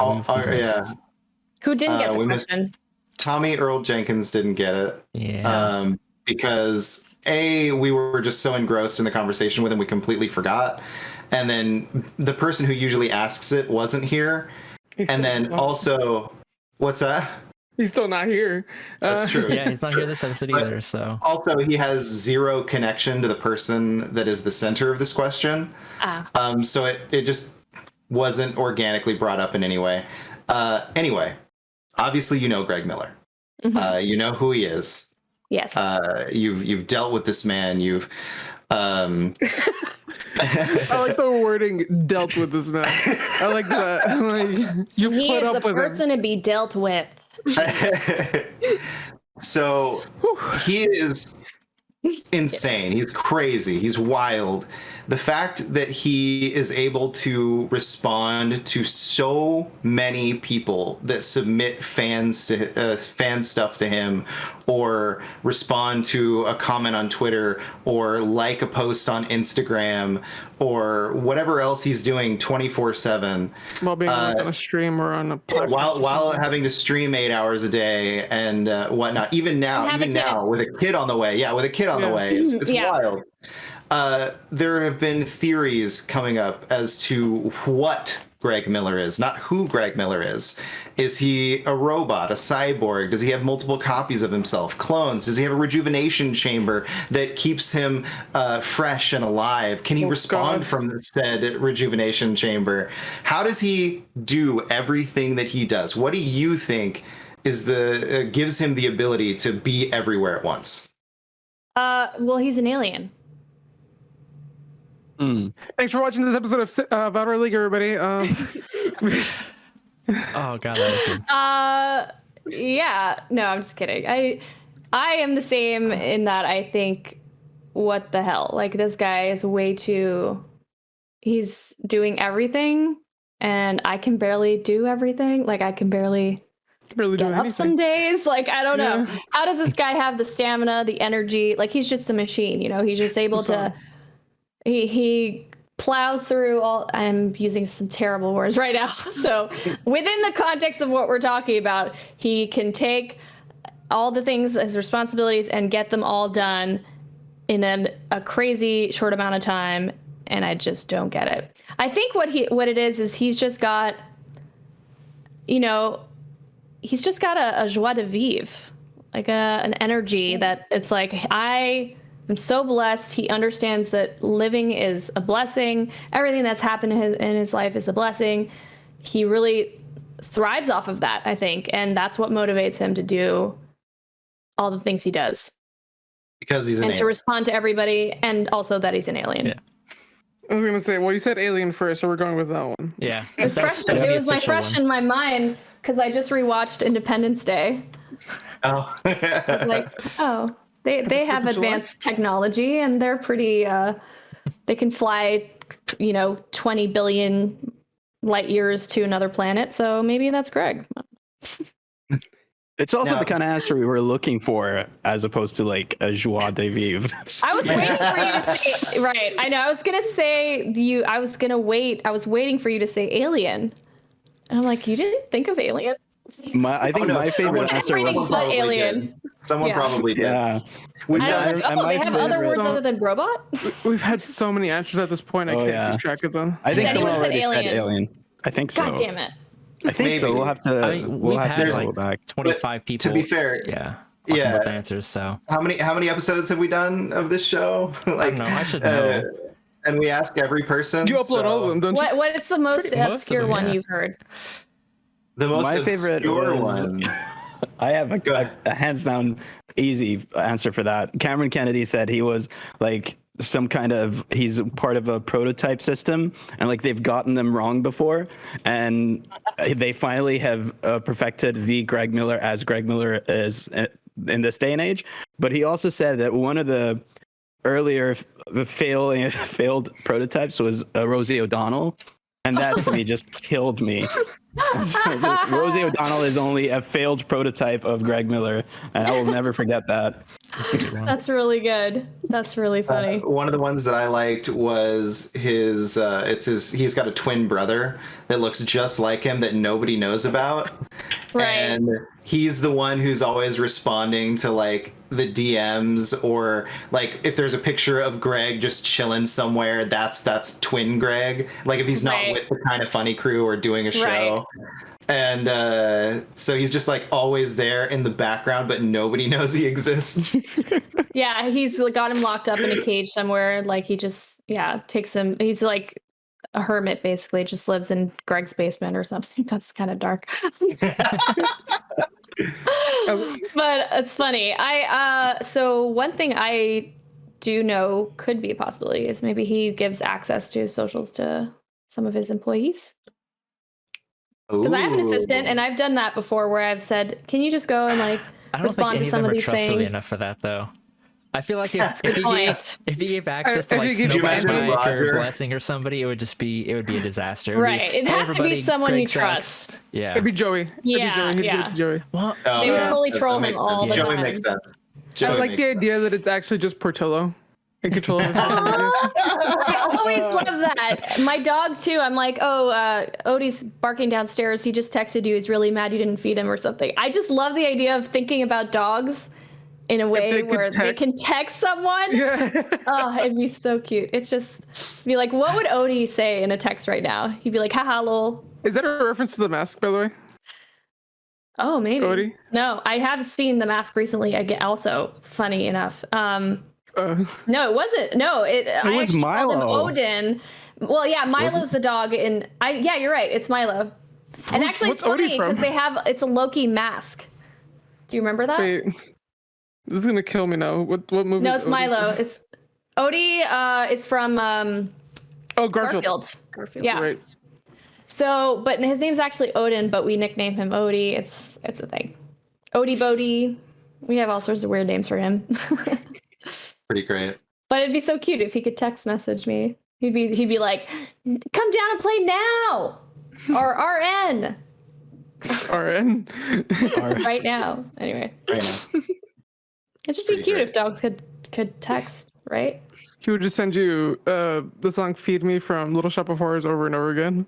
Right. Yes. It makes me think of the dog from Up.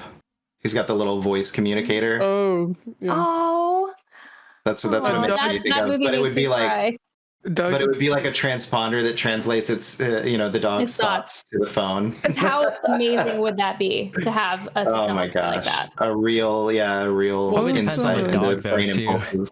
There'd be so many dogs that are probably very smart, but then if you had a dog like Portillo, it would just be blank and then food, Right.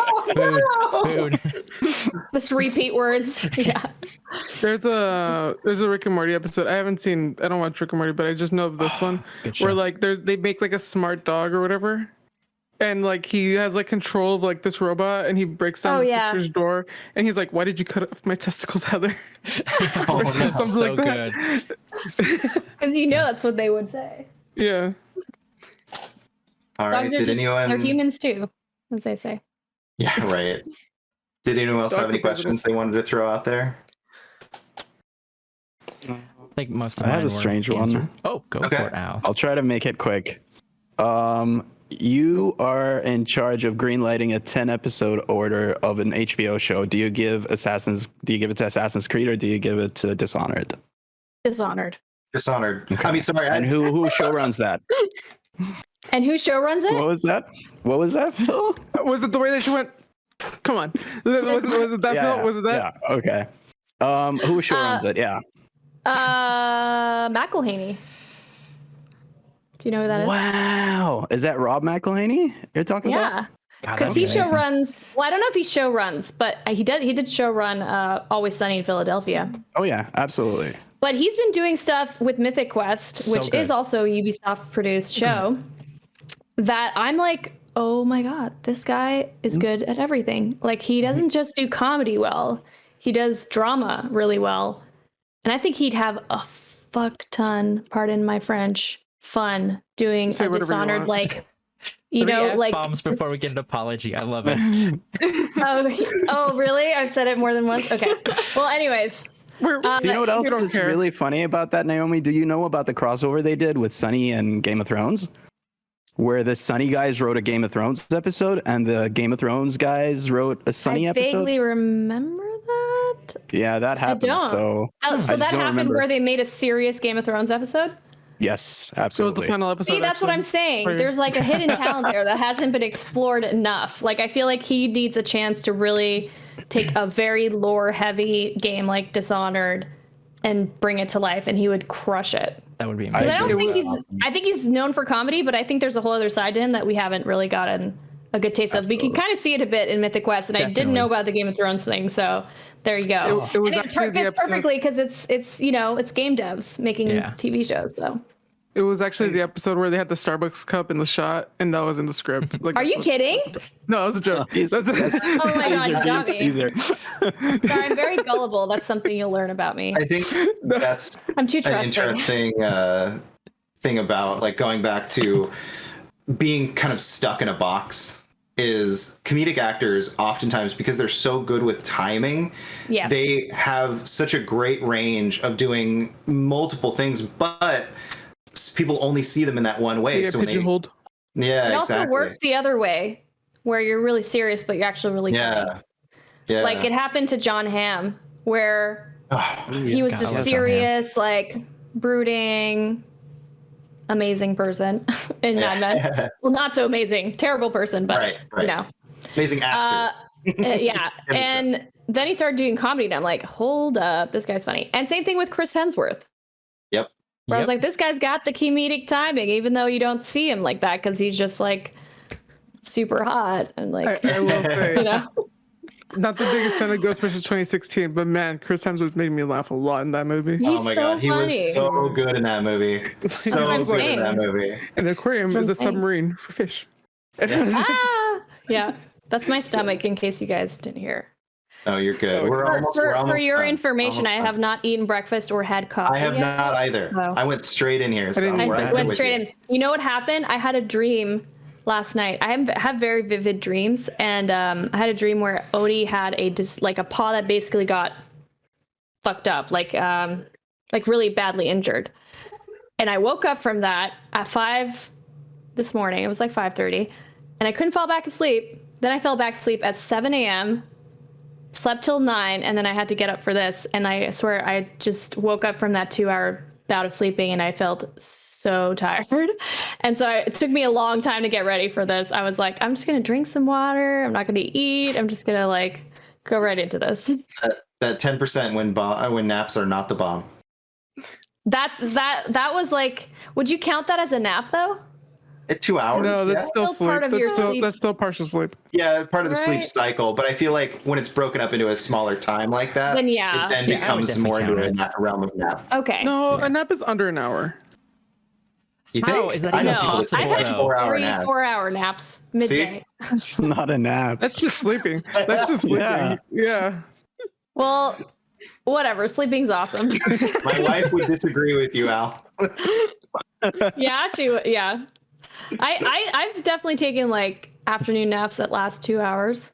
That seems like a good amount of time. I find like you don't have time to fall asleep and wake up in an hour. But maybe I'm wrong. It's true. Maybe you're thinking about power naps too. Those I don't know how people do that.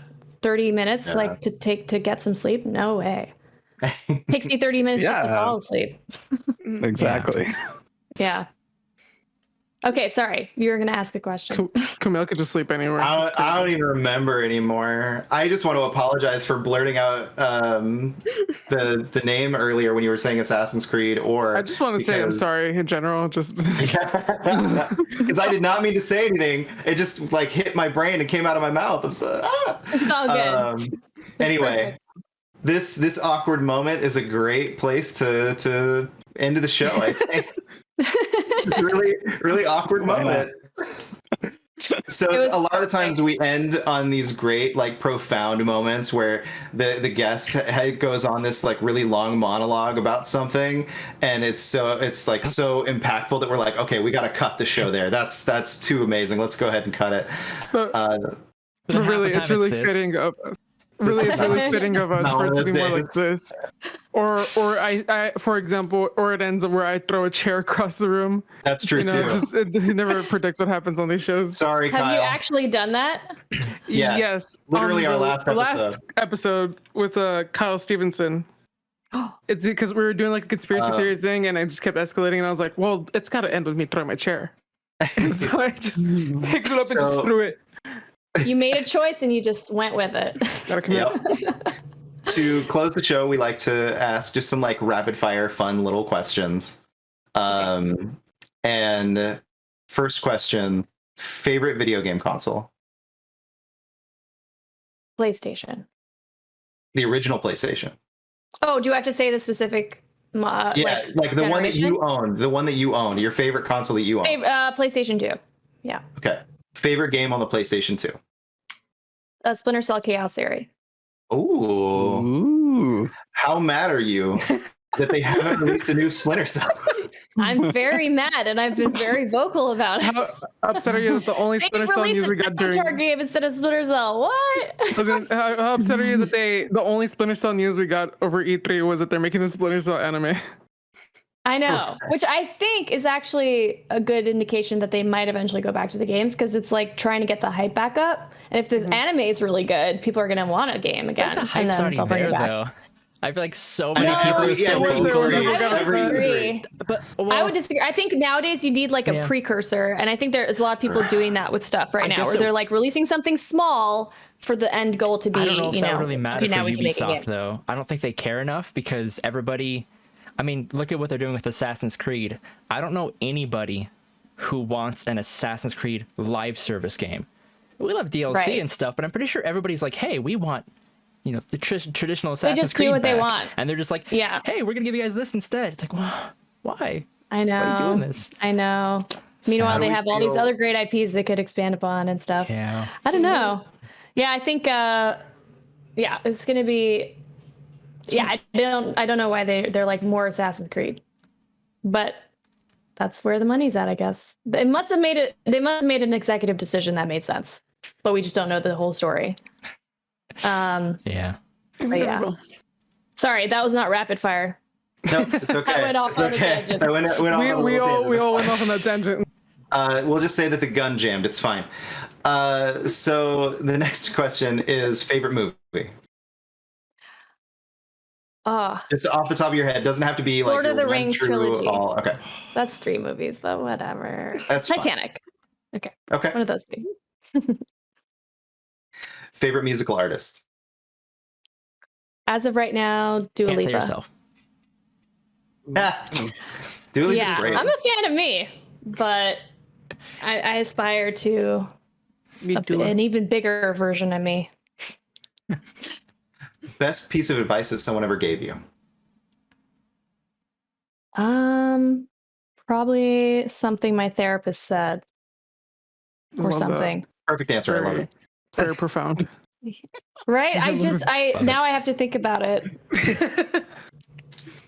A lot of the advice I get from little pieces, like through listening to podcasts and a bunch of stuff like that. Yeah. Can I get back to that one? Sure, absolutely. All right. This isn't actually a rapid fire question. This is just a random question while you're thinking. During the pandemic, what was one thing that was actually beneficial that happened to you? Time to be sad and like process stuff, and it gave me time to like break down who I was, to like rediscover who I was. I know it sounds weird, but that's like how I see it. That's actually all the rapid fire questions that I have. Oh shit. So for the other one, best advice I've ever gotten.